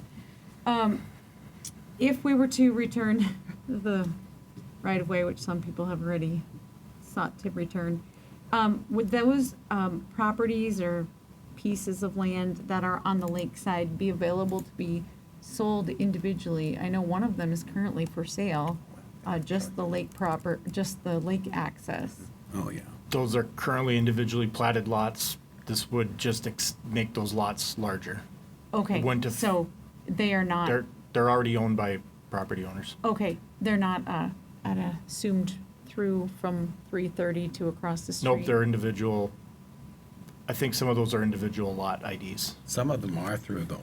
Some might be through, but some I think are also individual And lots. some are through and people split them and Yes. sold half. Or, Yes. maybe they had 50 feet and they sold off, so they have 25 they kept and 25 they sold. And there are all Okay. kinds of funny ownership situations there. The Okay. vacation process would not Would affect not affect that, ownership. yeah. Okay, All it would do is give some property that's currently owned by the city back perfect. to those properties. Thanks. Yeah. Right. Other questions from the council? Is there anyone from the public who wishes to speak to this item? Does not appear to be the case. Sorry, that looked like there were some questions. I was just going to say that we're sort of approving a small cost for surveying. Yeah, so we will incur some costs with this. We have on a few other ones, but this one might be a little more Yeah. significant than what our typical vacation is, just because we have to define the center line, so we have something to vacate, so, On a curved road. yep. Councilmember Atten. I would like to make a motion to approve this vacation process. Second. It's been moved by Councilmember Atten, seconded by Councilmember Groff to initiate the vacation process as fair enough. requested. Discussion on the motion. As the maker of the motion, Councilmember Atten. I think this makes a lot of sense and appreciate the ongoing work that will happen here. Great. As the seconder, Councilmember Groff.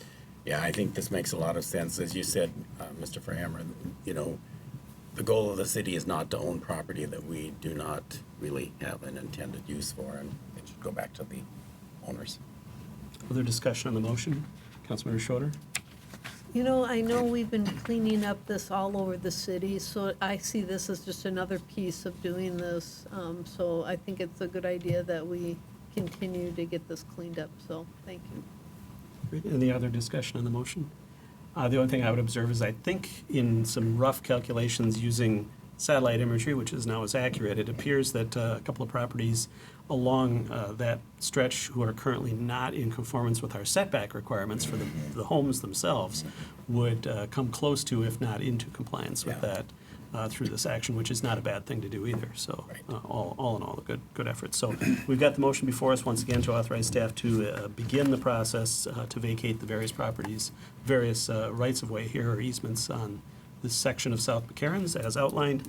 If there's no further discussion, all those in favor signify by saying aye. Aye. Opposed? That passes unanimously, and that authorization is given.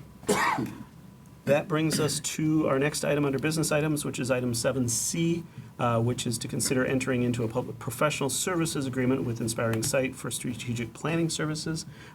These folks were with us at our last meeting on the 5th to get council approval to initiate the process to enter into the contract. Now we have the contract before us.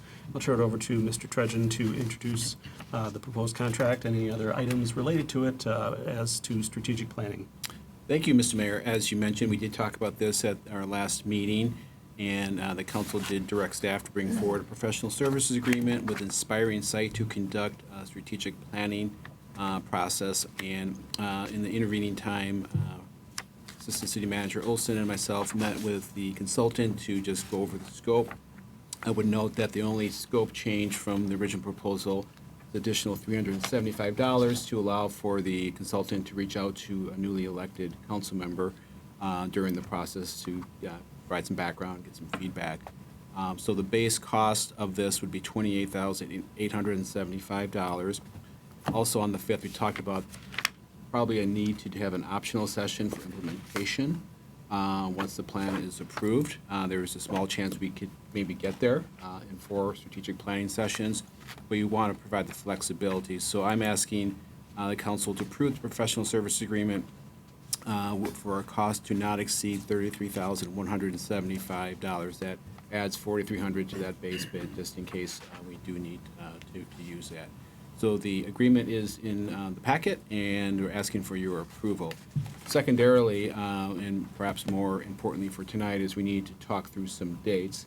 It's kind of hard when we have multiple schedules, and we've been narrowing it down. And I also want to talk about the format a little bit. So I don't know if you want to take some action first and then talk about some of those things, or just... Why don't we go ahead, first as to the entering into the contract, unless council feels that we can't do that until we settle dates. I'm presuming not. Okay, as to entering into the contract, were there any questions from the council? Councilor McGrath? When you were mentioning the additional cost to interview a potential council member, is that after the election or before? It'd be after the election, Okay. yeah. So after November 5th. Otherwise, it would be 3 we'd have Yeah, to. yeah. All right. Any other questions? Otherwise, is there a motion as to entering into the contract as outlined? So moved. Second? All right, it's been moved by Councilmember Strawn, seconded by Councilmember Schroeder to authorize entering into that contract as outlined for the not to exceed 33,175. Discussion on the motion as the maker, Councilmember Strawn. I appreciate how thorough this proposal is and how delineated it is. It's rare that I've seen a contract with so specific of outcomes and processes, and I appreciate that. And hopefully we'll be able to keep up our end of the planning process. Right, and as the seconder, Councilmember Schroeder. All right, any other discussion on the motion? Hearing none, all those in favor signify by saying aye. Aye. Opposed? That passes unanimously. That contract is approved. Now, as to dates and some other process questions, I'll turn it back over to Mr. Trudgeon to guide us through that. Thank you, Mr. Mayor. So as you know, under the scope, there is a department head focus group and a city council focus group first before we kick off, and then there'll be 4 sessions with department heads and city council. The department head group will be able to meet for the focus group on September 10th. We had thrown out a date for the council focus group, and that will not work, so we need to come back and talk about those dates. The same is for the first session of the joint strategic planning. We do, I'm happy to report, have 2 dates that we all can appear to make. That's October 24th, that would be the second session, and November 13th, third session. And I would just note, if we decide something tonight, I'll follow up with all of you with all these dates again via email. So we also don't have consensus on the 4th meeting, the last date in December. So in reaching out to all of you, it looked like there is potential of September 25th or October 1st being the opportunity for the city council focus group. I know Councilmember Groff hasn't been able to look at a schedule yet, but those were dates I could see from consensus, depending on the time of day, and we should talk about that here in a bit. But so that is a potential for dates. On the first session, I know 4 of you can make October 11th. And the same for the December 18th session for number 4. It looks like the 4 that did respond could make it. I know that might be an issue for Councilmember Groff. There is a possibility we can move that session 4 into January, and that would have the new council member be part of that if the scheduling is going to be too hard in December. So let's back up. So the first focus group, let's see if we can find a day in that. From what I saw, September 25th and or October 1st would work as a date. Do you have a time? I do not. Pull something up here. They said between 3 and 7:30 they have space.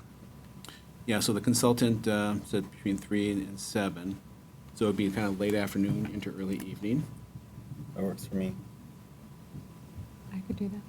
Works for me. And I would note the Roseville Business Council is that morning, Yes. so it's probably, if Well, we're going to attend that. Yeah. we have a board meeting at noon. There you go. Yeah, yeah, So later in the day makes sense then. yeah. Would 3 p.m. good time? Duration expected? Before hours. So Okay. 3 to 7. And that's for the 25th? That would be for the 25th. Isn't this first one 2.5 hours? I'm sorry, 2.5 hours, yeah. The first. Thank you. Yeah, yes, yeah. And that would just be the council, yeah. So that'd be much shorter. Still 3 p.m.? Could we do 4? Do 4? 4 would be better for me as well. Okay. Okay. So 4 to 6:30? Yep, Mhm. that would be best. Okay. Thank you for that.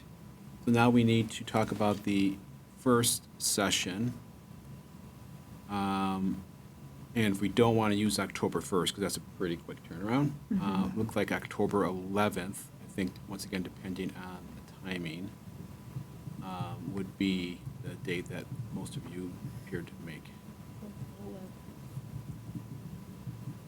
And that would be in the late afternoon again, right? We can certainly make it late afternoon. Or, I mean, I'm fine from like 1 o'clock on, They put in 1 to 5 as their time slot. yeah. I'm okay with that. That's on the 11th. Yes, can do that. Friday.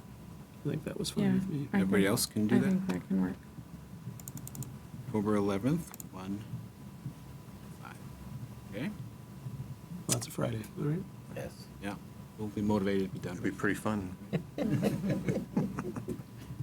And then the last one, this is going very smooth, so thank you.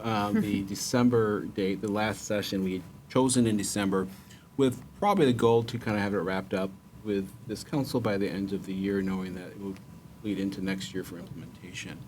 I think there is some conflicts with Councilmember Groff Yeah, I can't make it. for the duration, so. Do we want to look at moving that one to January? That Oh, one has- Councilmember Hutton? As the one I'm sure is not going to be there in January, I think it makes a lot of sense to include a new council member in that, and that week is going to be, even in those who have said yes, it's just a crazy time of life. So I think there are some good reasons to punt that fourth session to January. Yeah. Yeah, so if that's agreement, I can check with the consultant and throw out some more dates, but we have. And we'll resume, for those who might be on council, we'd be resuming on January 6th. Yeah. So we'd have first- meetings on the 6th and the 13th, but not the 20th for MLK Day. Yeah, correct. Yeah. We'll probably have one on the 27th. So to recap, the department head group would be on September 10th. The city council focus group would be on September 25th, 4 to 6:30. The session number 1 would be on October 11th, 1 to 5. We have not set the times for the October 24th or the November 13th. And then we are going to move the fourth session until January to TBD date. Can you give me that date in November again? November 13th. You're going to follow up with all these dates? Yeah, I'll summarize these and send them out to the council. So October 24th and November 13th, and I don't have in front of me what the availability of the consultant, but is later in the afternoon into the early evening best for the council? On the 13th? Yep, or the, either, both those days. October. What was the site, the 13th or the? 13th or the. October 24th. October 24th is session 2. November 13th is session number 3. Later in the day is better for me on both those days. Well, I can do it. I guess I'll just have to not go to the RCLLG pumpkin carving event. Oh, darn. Yeah, on the 24th, I'd have to rework some stuff, but afternoon tends to be better for me than morning. What's a good time, 3, 4? And we can have some meals provided, so. If it's 4 hours, we better say 3. Yeah. I don't think we want to start at 4. Yeah. Would 3 o'clock be good for both of those? Sure. Yes. Okay. As I said, I will follow up. We might have some flexibility as we get closer if there's something that does come up, but 3 to 7 on those dates. Okay. Sounds like we have our dates Okay, and well, times. I appreciate that. So. Except for the fourth one. Yeah, we'll come back on that at some point. So it is the suggestion of the consultant to have a space that is usable and a little bit more compact than the council chambers. We've looked at the Willow Room downstairs, and we can also consider maybe the fireside room over at the Oval if we wanted to do that. But it was suggested that we have a room that's got walls and things that we can use, and a little bit more comfortable than the council chambers. So that would be her suggestion, and I would concur, and I just want to run that by the council and make sure you're comfortable. A side issue on that is whether or not you want these to be videotaped. We can accommodate videotaping through our communication staff, and it won't be broadcast live, but we can post it for a later playback. Or not. We still have to take minutes of the meeting. It's a meeting for the council, but I throw that out to all of you for some discussion. Well, and certainly our rule is that we do broadcast our meetings actually live if we can, I think is how the rule reads. And so we would have to make an exception for this Sure. from that perspective. Council thoughts, Councilman Breton? I think it would be really, really hard to record a session like this. If there are things going on the walls and people are talking in small groups, and so obviously it needs to be open to the public. It is open to, As we would always be required. But I don't know how we can record it in a way that would be meaningful or even accurate to what's actually happening because of the interplay that would be happening in different ways in different parts of the room. If they're looking at putting things on walls and people, you can see people go and put up stickers and stuff, and who are you video, recording at that point? So I think I don't see this as a practical thing to video record. and there will be probably small breakout groups throughout the Right. session too, as people come up and work on issues. So that will report back, of course, but that's going to be really hard to But capture. that would be in the minutes. I mean, Well, I think the minutes only have to say essentially what action was taken. oh, I Yeah, see. I think it'd be very general. Wouldn't be any action really, because Right. it's strategic planning, so I it see. it would be very broad, is my expectation of what minutes would be. It's not going to be a transcript of our conversations, because that would even be difficult to That'd be do worse. just Yes. because of the format Yes. in itself. And I would say, even though this is a meeting, or obviously whenever you guys gather, it's a meeting, but it's not a traditional type of meeting. And it's a meeting to allow for creative solutions and thought to come on out. There will eventually be regular public meetings such as this, where there will be consideration of the final product and adoption and ability for folks to weigh in if they would like. This is just the formulation part of it. Any objection to not having the meetings recorded? They would still be open to the public, of course, and we want to make sure we accommodate that in whatever room or site we're in, for the dozens of people who will be here. Of course, More that than would just welcome. jinx us. Does that make sense?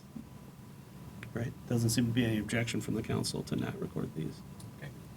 right? Wonderful. I think that is all I need. We narrow down the dates and the times. I will follow up with the council and confirm again with everybody, and we'll go from there. Just Great. confirming, we do not need to be present at the department heads meeting on No, you September do 10th? not. No, Okay, you do thank not. Sorry. Unless you're a I didn't make department that- No, but. Yeah, that's for time for the department, and then similarly, the council will just meet with themselves, with the consultant. Right? Very good. Thank you again, and we look forward to those sessions. And I think it was very appropriately said that we need to hold up our end of the bargain as council in this whole process here. So the pressure's on us. That brings us to our last business item under section 77D, which is to receive the 2025 city manager recommended budget and tax levy. And I'll give the council the option. We are 10 minutes before our normal break time. We could take a break before this item or after. Let's take up. Before? Take it now. Yes. All right, why don't we take about a 5-minute break, and we'll take this item up after the break. Thank you. I was poking around down here and all of a sudden I'm like, I'm playing.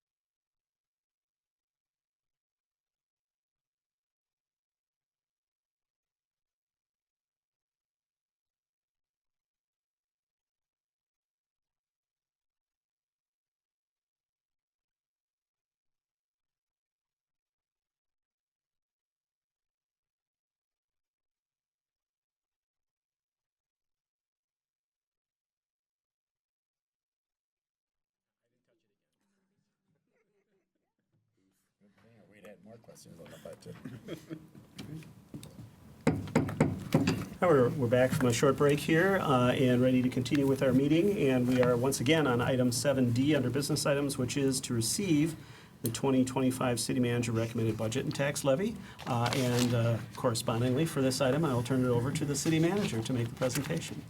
Thank you, Mayor Rowe, members of the council. I'm happy to be here tonight to talk about my proposed 2025 budget for your consideration. And I know you are well aware of what tonight is and the process moving forward, but just to recap, we're just receiving the information here tonight. There is a needed decision at the end of September for the not-to-exceed levy and budget, with the eventual adoption of the budget for 25 at our December 2nd meeting. So we have several months before we get to the final process, so no decisions are going to be made. In the packet, there's a lot of information for all of you to go through that will probably take some substantial time to digest, so certainly we're available for questions as you get deeper and deeper into it, and as we bring this back for further conversation, there's an opportunity to talk about that tonight. Just a couple quick overriding comments on this budget. This budget does maintain all of our existing programs, so no programs have been cut. We continue to see some general inflationary pressure, but less than the past couple years, but it is still a factor in some of our costs. Our biggest cost drivers each year in the budget is relating to personnel. As you know, last year we had a very substantial increase due to the implementation of the classification and compensation study, and that's been implemented as part of the 2024 budget. However, as we did adjust the classification and compensation of employees, there are probably more employees than in the past that are receiving step increases due to the kind of the readjustment. In the past, some more were maxed out. So that continues to be a large factor in the cost drivers for the budget. So my recommended budget strategies are very similar. In fact, they're the same from last year. We want to continue to provide for modern and sustainable infrastructure. We want to continue investment to maintain our city programs and our workforce, and then really focus on strategic use of grant funding. I will speak more to each of those strategies shortly and go into great detail already in the budget memo. But let me provide you just some general overview of the numbers tied to the budget. So the total budget is proposed to be $73,410,845. That's about an increase budget year over year of about 4.66%. I would note that the budget percentage increase is due to increases in personnel costs and supply costs, as well as increased capital equipment purchases. That capital equipment purchases does fluctuate every year depending on what our needs are, so that's the one that moves the needle quite often on the budget, and we'll have some slides here showing how the budget's looked over the past couple years. As you can see, the largest cost for the city is this personnel, which comprises about 41% of the overall budget. Now, looking at kind of where that money comes from, gives you a good idea of where it comes from.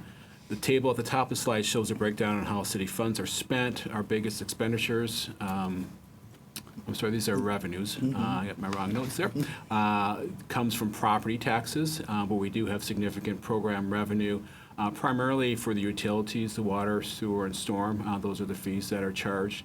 But we are proposing that we get about $30 million from property tax levy, and revenue of another $39 million from various charges, and then also use some other miscellaneous sources that help feed the budget into $73.4 million. I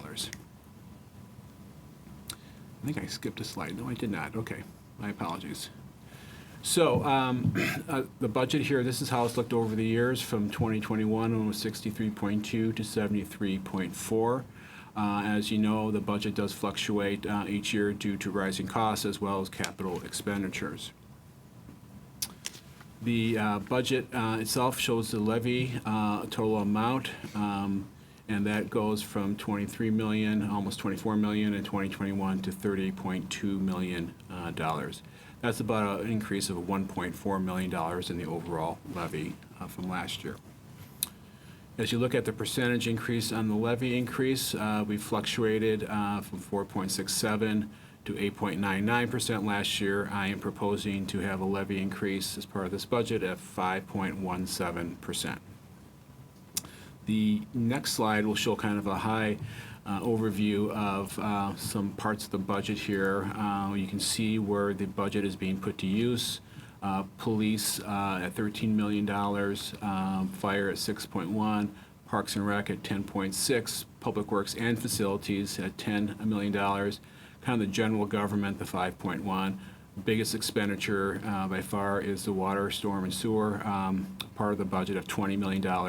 And then we have some other, which includes license center, planning and inspections, and some TIF dollars. Of the $30 million of levy for this 2025 budget, 24.3 million will go towards operation, 3.7 towards capital, and then we have some remaining debt service of 2.2, which is, I believe, the fire station and the park improvements done several years ago. So as we look at my proposed levy increase, we are showing a $1.488 million levy increase, and these categories, as I use, you'll see greater detail. But for new personnel, $194,000. For compensation adjustments, that is both a cost of living increase of 3%, as well as steps that employees will get, both union and non-union, of $939,000. And then $354,000 that covers everything else from supplies, operations, and our contracts. So as I said, that leads to a 5.17% levy increase. As you know, as we experienced last year, we don't have full information from the county as we speak here today about what that levy impact would be on the median valued home. Would note that the overall market value did go up by 1.1% in the entire community. We did see our median value raise from 3.03% from $349,900 to $360,500. I believe the finance directors are having a meeting at the end of the month. Will they get the final pieces of data from the county? And once we get that, we'll update this report and send that information out to you so you have a sense of kind of what that means to the median valued home as part of this budget. We do have a couple new charts this year based on previous council and discussion and direction. This chart shows a breakdown of revenue the city received to fund its operations since 2016. As you can see, the largest sources are tax levy and charges for services, so that is the brown and the blue colors. And very interesting note as I looked at this a little bit closer is that you can see kind of that yellow mustardy color. That's grant dollars or intergovernmental revenue. You can see post-COVID we had a large amount of those, and now they're shrinking. We're still planning on using some of those. And previous to 2020, they were there, but they were very small numbers. So it's just interesting to note that. The expenditure uses, and this shows that our biggest expenditures are for personnel and capital expenditures. I'd like to note a couple things about this chart. First, thanks to the mayor for helping us rearrange the colors on here so maybe it read a little bit better. Appreciated his technical assistance as we did that. Interior design work? Yep, he did. No, I didn't choose the color. Oh, But just the order and how it showed. And part of the reason, that's the second point, that we had to do some rearranging, and it was a really great suggestion, is if you look further to the left, we have those large green bars, those stacks. That's the broad category we had of other. Based on conversation, we've broken that up. So now we have a smaller other category, and we are now using utilities as a separate category. That's that orange, and contractual services, which is that kind of light blue. We did go back about 4 or 5 years to try to break that apart, and that's as far as we went at this point. So it gives you some sense of trends over time here. So just want to call that out as we move forward here. We'll have better data to back that up year after year to see kind of where we fluctuate on that. We, as I mentioned in my memo, we will be adding more charts as we get more information on this.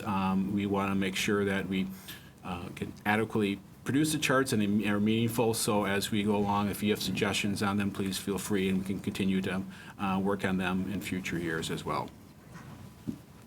So the first budget strategy I would like to talk about is regarding the investment in infrastructure. As you know, each year we do look at our capital needs and look at what adjustments we need to make. We try to truth the actual costs that we need to have and double check to make sure we need the capital expenditures, even if we've been planning for something for several years. If we don't need it, we can move that back. Sometimes there's things that break and we have to move forward here. So each year we do look at that. Typically, in past years, we've known we needed to pay a lot of attention, and that means adding new levy dollars or finding additional levy dollars to put towards that so we can sustain that. For this budget cycle, I am proposing that we use some existing fund balance in the cash reserve fund. I would note that is former levy dollars that we have on hand, as each year, we sweep dollars from certain funds if they're above. And I think we have about 900,000-ish or so in there. I am proposing to use 525,000 to put in some key capital funds to help sustain those. This is one-year funding, so it's not sustainable in the sense beyond this. We're going to have to look at levy funds. But in order to try to provide a budget that I thought was responsible and could address all of our needs, this seemed like a good use of those funds. There will be some remaining funds left in the cash reserve fund that we do want to reserve just to make sure if we need to help out our general fund by the end of the year. We're tracking pretty close to the minimum, so we want to be cognizant of that, and that's certainly a future policy conversation we'll bring forward on that. Moving forward. So the five funds we're bringing forward are for the police vehicle fund at $200,000, the public works vehicle and equipment fund for $150,000, the parks and recreation vehicle and equipment fund for $50,000, streetlight maintenance for $25,000, and then the pathway and parking lot maintenance fund for $100,000. There are charts in there that kind of shows you what the balance is after the fact, and we did talk a little bit about this at the July 17th City Council meeting.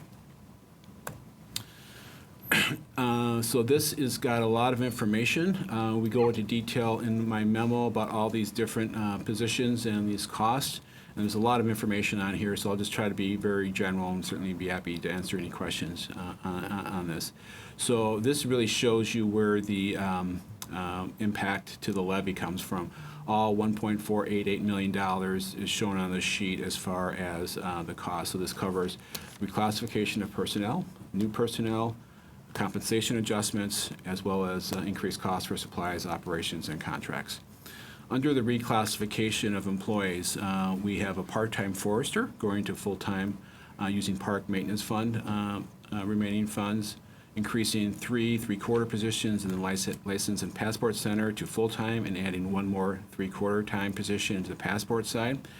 All using the License Center Fund, and increasing funding to allow for more hours for the 2 fire cadet positions, but using public safety aid if we need those funds. For the new personnel, I am creating 2 new positions which existing employees will move into and not increase their overall employee account. That would be the accounting manager. The current accountant would move into that position. We would not add another body. That position would just move over to that.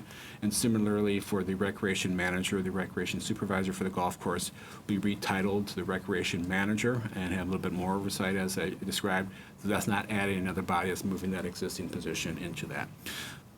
The positions that are actually adding actual bodies are 2 in some sense, and 2 more I'll talk about here in a second. So one is for a housing officer, fire inspector, that will take over the inspection duties that currently our firefighters do. This will be a civilian position that will help both with the fire code as well as the multifamily housing as well as the hotel licensing.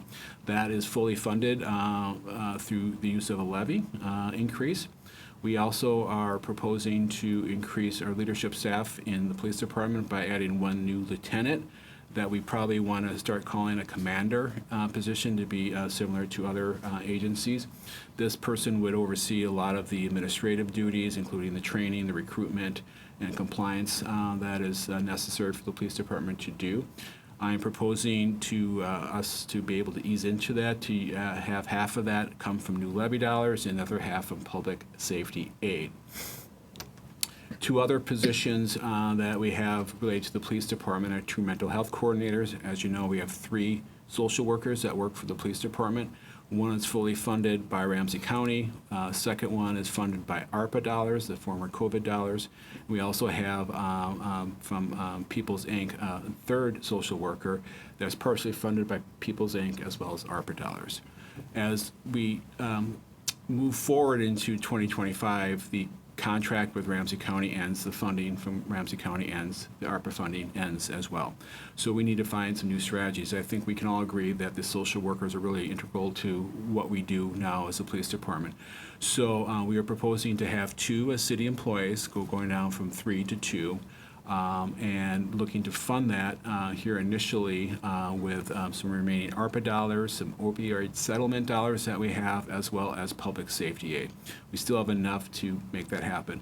The police department, as you know, has been really good about getting grants, and we are currently going to be applying for a grant to fund, I think it was $200,000 worth for a mental health coordinator, social worker, over an 18-month period, so that'll go a long way towards covering one.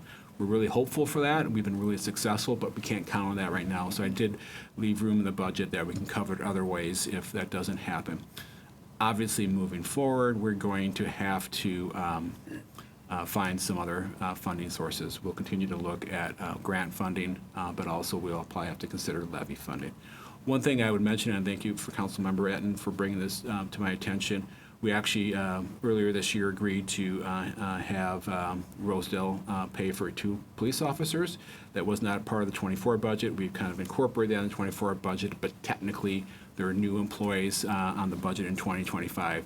All those costs are 100% paid by Rosedale, so it's no net increase to levy, but just wanted to acknowledge that as we kind of do the employee count moving forward here. So that's why that's not a net increase in '25, because it was already in '24. Yeah, technically, but I probably should have mentioned it more directly in my presentation, and so it was a good call out. So you see that box in the lower right. I originally said we have 6 FTEs coming in, but you add the 2 FTEs, so that's 8. But of the levy support, only 1.5 FTEs is levy support. The remaining 6.5 are funded from some other sources, grants or from Rosedale. So that's a good call out. And then you can see the step increases and the COLA increases, what they cost, as well as the supply costs and operational and contract costs. So just before you leave that previous slide, Yep. the column that's not levy supported adds up to about 923,000, just for folks to Yep. maybe keeping track. Yep, thank you.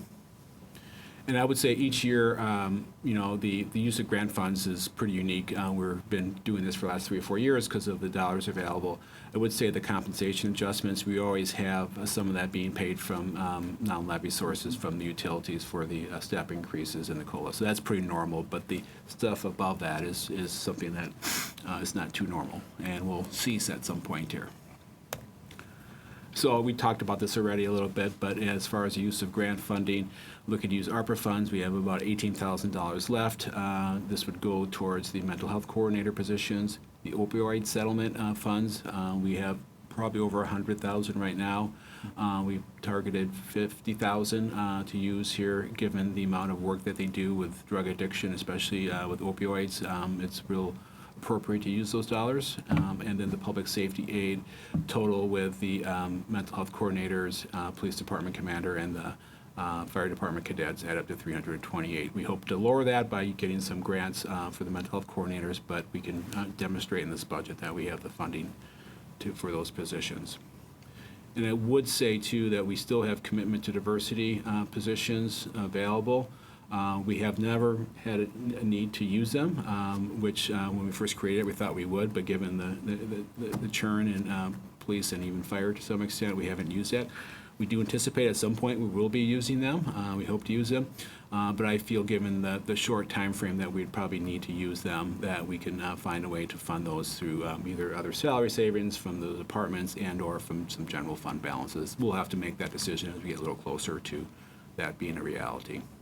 And just on that note, did we not, for at least a couple of years, have levy dollars that went into the, essentially went into the fund balance because we weren't using them for those We did. And for We sort of 24, banked some dollars. yeah, that's correct. And then in 2024, we had designated public safety aid. In fact, I think my next slide shows that. And we had not touched that this year yet. So on the table on the left is kind of all of our public safety dollar expenditures to date. We received $1.59 million.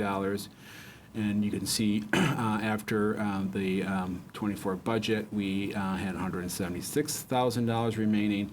If we add back the unspent commitment to diversity positions, that gives us nearly $400,000 remaining public safety aid. The table on the right shows how that would be used as part of the 2025 budget. If we use every single cent of those dollars, we would have about $70,000 left at the end of 25. So we would have some remaining dollars, but not much to move forward with. And I do want to call out that using these grant funds do have future impacts down the road. Last year we had several that are now part of the levy. And once again, these are familiar. We've been talking about them. The fire department cadet hours increase. We're using public safety dollars. We'll have to fund that through levy dollars. And once again, that's going to be kind of as an as-needed basis, but we want to make sure we budget for it. The police department lieutenant/commander position, the half FTE costs we need to put back on the levy. The mental health coordinator positions are coming from 3 pots, ARPA, public safety aid, and the opioid dollars. That'll have to be put down on the levy. Obviously, we'll look for grants along the way on that, but that I just want to make sure we're all clear about $400,000 we'll have to add to the levy next year if we don't find alternative funding sources right out of the gate, as we talked about the 2026 budget. So upcoming dates, actually I'll be going to the Finance Commission on Thursday to present the budget. They'll come back to all of you on September 16th with their recommendation. On the 23rd is the not to exceed date for the obsidian budget for the both the city and the EDA. November 4th, we're looking to review the utility rates and the fee schedule. November 25th, have the final budget hearing, and then look on December 2nd to approve all those things, the city, the EDA tax levy and budget, utility rates, and fee schedule. So once again, in summary, the budget's $73.4 million. The total levy is $30.2 million, a 5.17% increase. We're looking to maintain our programs, our infrastructure, and use and leverage grant funds as much as possible. The biggest driver this year is really kind of this, not the biggest, but a big driver of cost increases are these different staffing reclassifications and increases in hours and creation of new positions.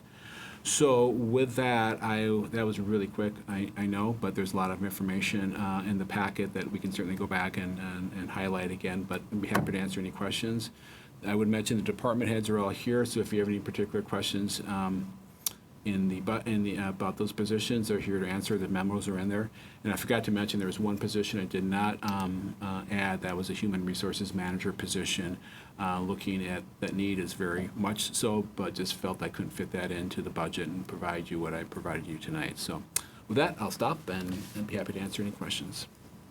All right, thank you, Mr. Trudgeon. Questions from the council on the proposed 2025 budget and tax levy? Councilmember Schroeder. Yes, of course I have questions. Actually, first I just want to say thank you for breaking down that other category. That was needed desperately, and so that makes it much more manageable, so thank you for that. The CIP or the CPI, the capital improvement stuff, will the expenses be updated or changed anymore for this year? I don't think so. I think we've gone through it. Obviously, when we actually purchase things here in '24, if it's a different price, that will be adjusted. But the estimates moving forward Right. are kind of what we're Because I going know to it use. has been getting updated. I just Yes. wanted to verify if the expenses were actually going to change before the end of the year. Okay. Nothing that we anticipate.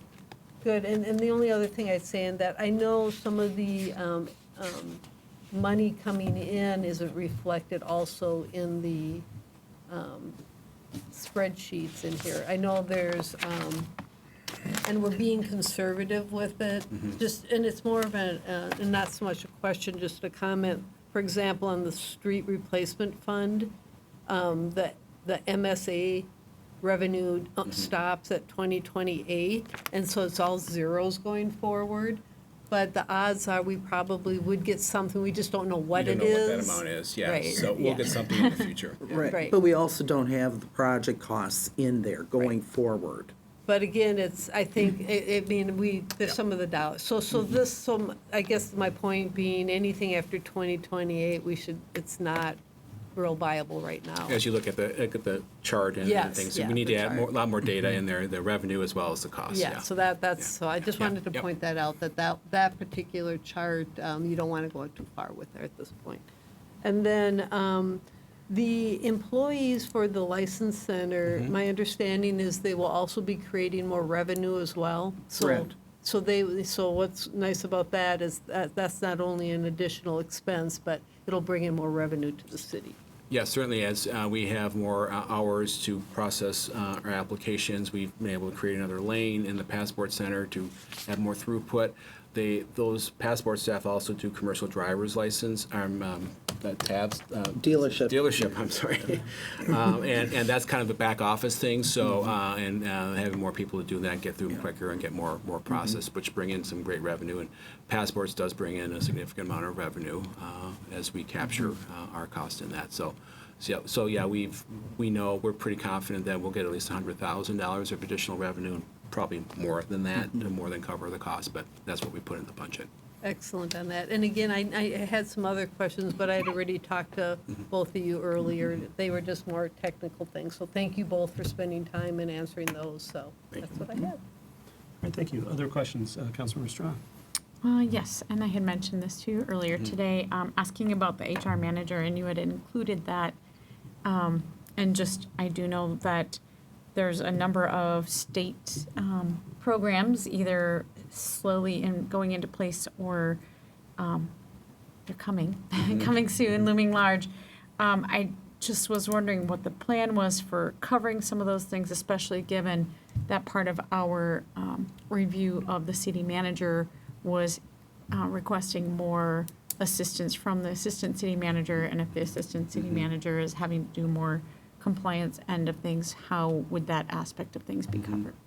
Well, it certainly doesn't address it very well, because the assistant city manager will continue to be pulled in those directions beyond just the normal every year things of open enrollment and plan changes. You have ESST, which we have implemented, but it takes constant management. You have family leave. You have a whole bunch of other mandates that will require the assistant city manager's expertise for the time being.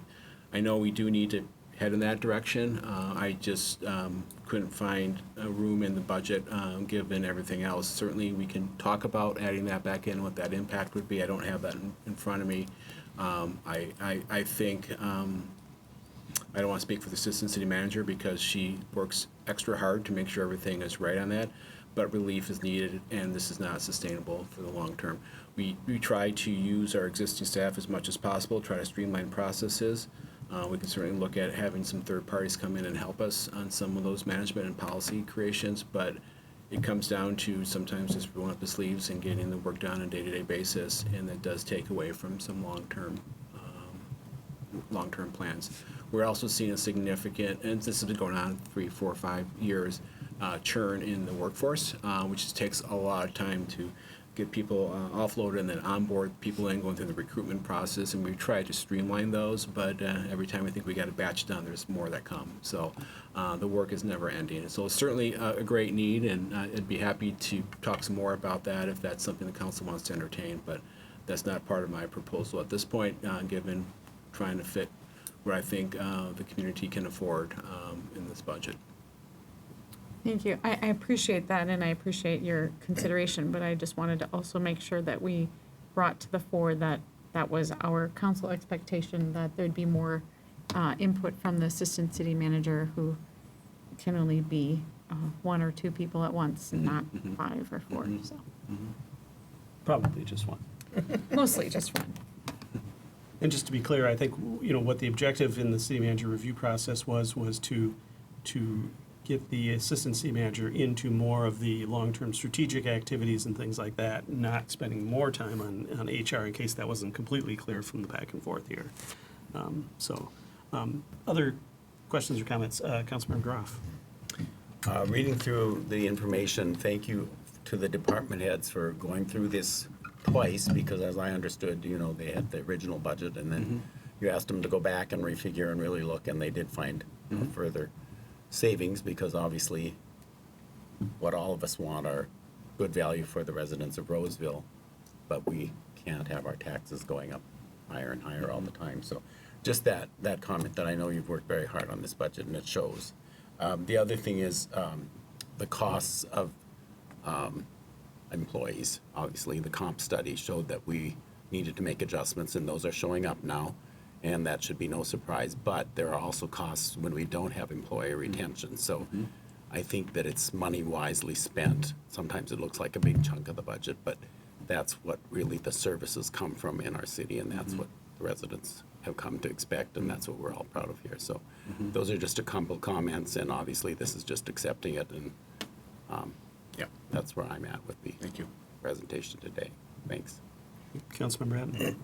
Thank you. I agree with all of your comments there, Mr. Groff. I appreciate those. I have two things I'm going to throw out there to add to the budget. The first one is the organization Tubman, who has come before us before. And I know we've had some discussions around where is the line between who we support and don't support with our city dollars. Tubman works in the situation that they're looking for support. They work directly with our police department in legal aid and assistance for people who are experiencing domestic abuse and sexual exploitation. And in speaking with the chief, this was a valuable organization, and they do have some dollars disappearing at the federal level and some state dollars for 1 year as those things fluctuate in and out. Some cities in the county have already given some money for this year and next. New Brighton has committed newly for 25 and 26.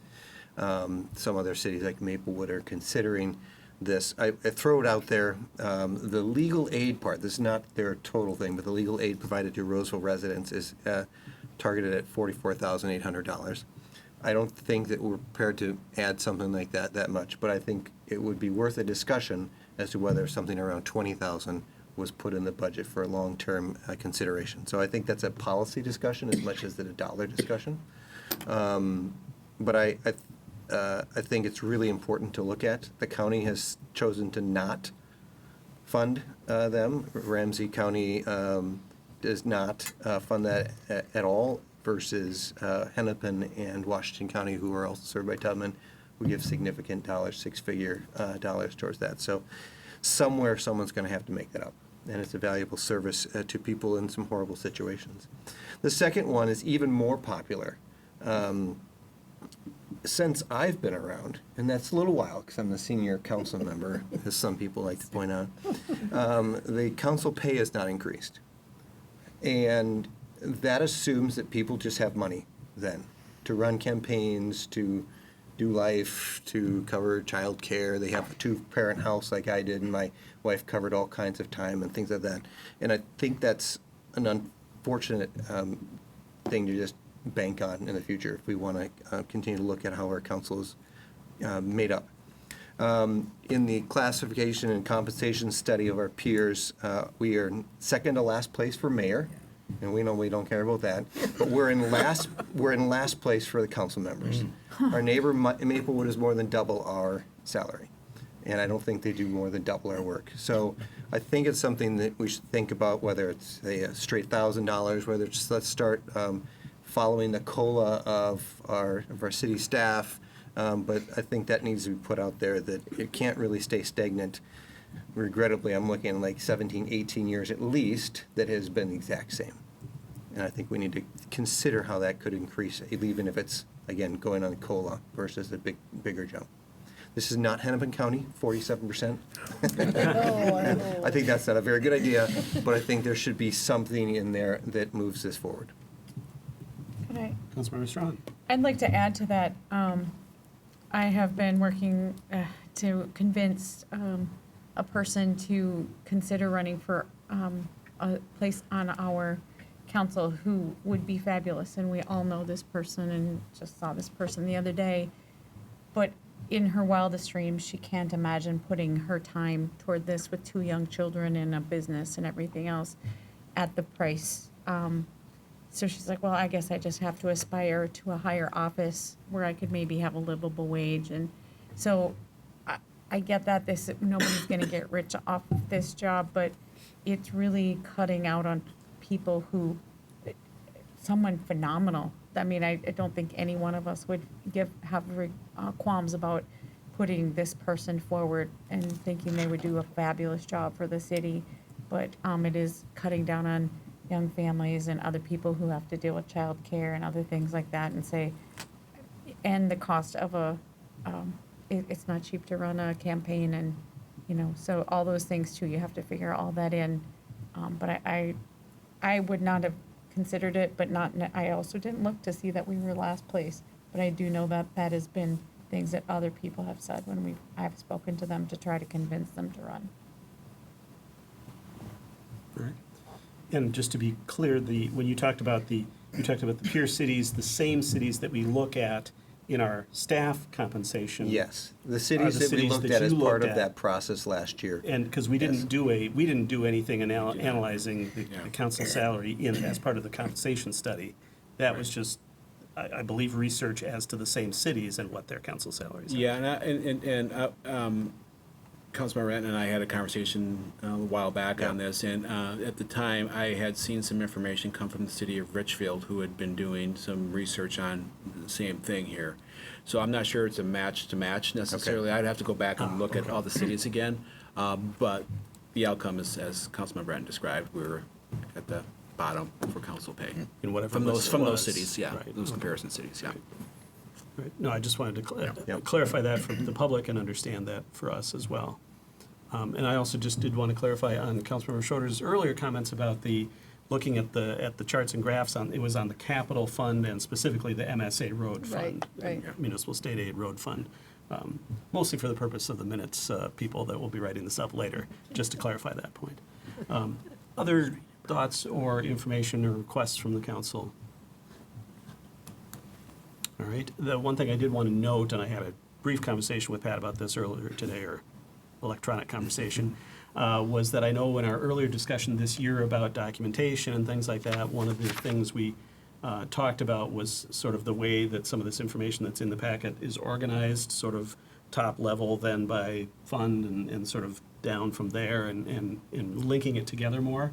And that was one of the things that was something that will be happening. It just had not happened yet as part of this presentation this evening. So I did want to note that for those who remembered that is something we would be looking for as we go forward with our documentation. And I got that commitment from Pat to make sure that happens. So appreciate that. If there's nothing else this evening, certainly on the budget, we do all of the dates that are listed. Maybe, Pat, if you can bring them up in the presentation again, are opportunities for members of the public to weigh in on the budget. Like at any council meeting, members of the public can provide feedback, but we do want to note that we have all these opportunities as we go forward for members of the public to weigh in on the proposed budget, perhaps some of the suggested changes and amendments, and as we get closer to that final decision, where we ultimately go. So just wanted to highlight that for folks in the public again, that there's a number of opportunities as the year closes out to provide that feedback. Not to mention contacting individual council members and/or city staff about questions they have or suggestions. Thank you again. Thanks to everyone who's been working on this up to this point, and we look forward to the next steps in the process. All right, that gets us back on time, exactly. And that brings us to consideration of a couple sets of city council minutes. We have the minutes of our July 22nd, 2024 council meeting, as well as the minutes from our August 5th, 2024 council meeting. Once again, I believe we're going to have to split these for their consideration due to an abstention. So are there any changes or corrections to the presented minutes of the July 22nd meeting, or a motion to approve as presented? So moved. Second. All right, it's been moved by Councilmember Schroeder, seconded by Councilmember Groff to approve the minutes of our July 22nd meeting. All those in favor, or excuse me, any discussion? Hearing none, all those in favor signify by saying aye. Aye. Opposed? And I abstain. That passes 4-0 with Rowe in abstention.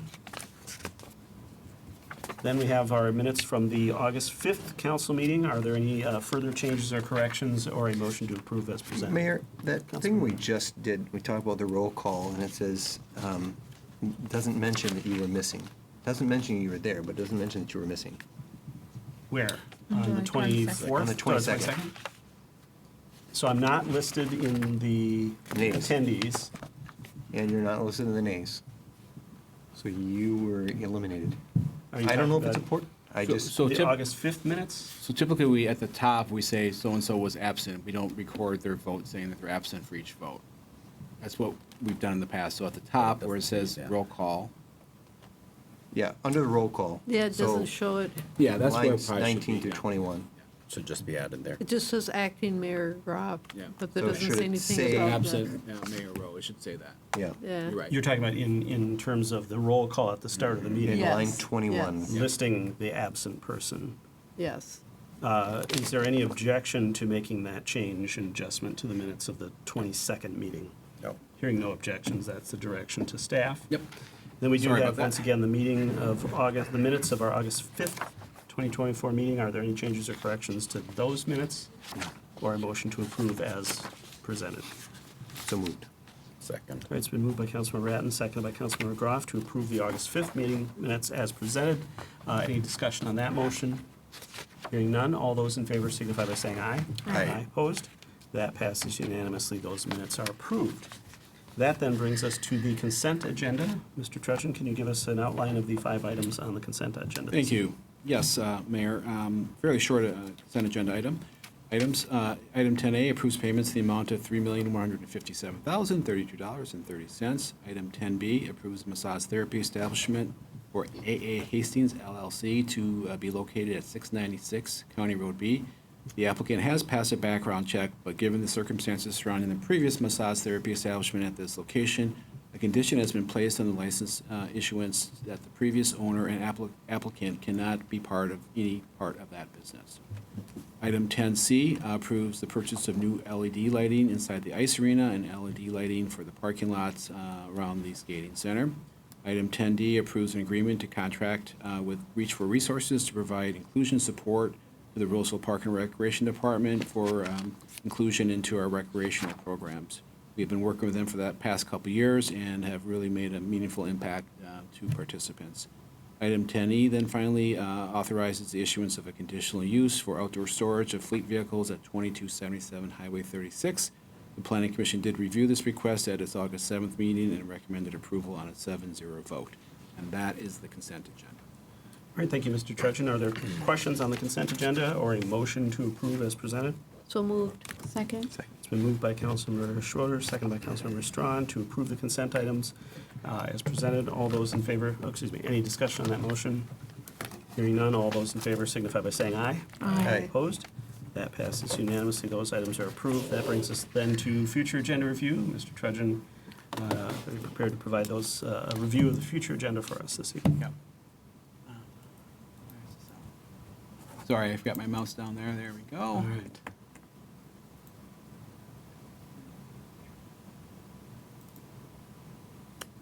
Okay, so this is a busy week for the council. Tomorrow night is a joint meeting with the Roseville School Board at 6:30. I did send out the packet electronically. There'll be paper copies at the meeting tomorrow for you. Can we clarify, that's upstairs? on the Upstairs, second level in the Fairview Room, they call it, yeah. Thank you. On the 21st, the council will meet again to interview applicants for the Equity and Inclusion Commission. You should have received all that information. It'll be here, in council chambers. On September 9th, then, will be our next regular council meeting. Only thing we have on there right now is appointments to the commission. The Equity and Inclusion Commission will have some consent agenda items as well. On the 16th, there will be an EDA meeting. We'll talk about the preliminary EDA levy and budget. We've already seen that in July, but just kind of wrap that conversation up and then look to enter into a professional services agreement with Stantec regarding the housing needs study that you also have talked about in the past. At the 16th, the council portion of the meeting, we'll consider that a work session. We'll have the Finance Commission come and give their recommendation on the budget. We'll also have a joint meeting with the Park and Recreation Commission, I should say, and then also discuss code changes regarding cannabis sale and manufacture. We want to start talking about that. There's many layers to it, and it's quite complex, so we just want to kind of lay out some of those things. It's more than just where we zone it. There's also a lot of other decisions that the policy decisions the council needs to make on that. So we'll lay that out for you. And then on the 23rd, as mentioned, we'll have the preliminary city budget levy.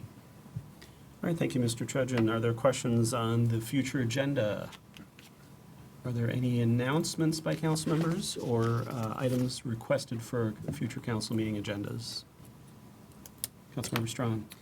I did ask Jesse Friend Fryhammer to seek out. There is online. There are signs in Falcon Heights that issued by the state fair that indicate that people should be kind to the neighborhood, and so he's going to seek if those are available to people in Roseville as well, especially those who are near park and rides and experience disruption. Good luck to all of us in the next 10, 12, 14 days. I'd like to propose for 2025 that we consider resolutions in September acknowledging Addiction Awareness and Suicide Awareness Month, which both occur in September. This comes with the support of, at least preliminarily, from the chief, as these are items that are supported by our CAT team. And I have our county commissioner is also interested in doing some coordination of acknowledgement of that in the coming, in the future. So giving lots of lead time, but as you see things happening this year, maybe be aware of how we might be able to incorporate that. Because it's always nice to have an action that affiliated with a resolution if we were to adopt one. We can put that on the future agenda chart or table or list or Yep. whatever it is, and take it up at the appropriate time, well in advance of September. Yeah, All right. Got a full year. Yep. that's why I mentioned it now.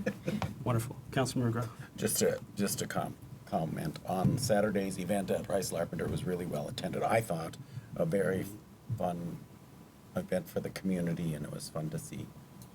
I think everybody made it there for a while. And, music was great. The food was good. And it's good to see people out enjoying themselves and interacting as community. And only a few raindrops fell at the very end, it looked Just like. a tiny bit. Yeah. And at the beginning. And when they were Before- setting up. Yeah, a lot you of were it there? did, yeah, Yeah. just to make Yeah. Councilmember Etten nervous. Since he's Nervous, wet. both. Those are different. Right, any other communications or announcements from the council? Otherwise, the only other item on our agenda is a motion to adjourn. Second. It's been moved by Councilmember McGrath, seconded by Councilmember Etten to adjourn. No discussion on a motion to adjourn. All those in favor signify by saying aye. Aye. Opposed? That passes unanimously, and we are adjourned at 8:41 PM. Thank you, everyone.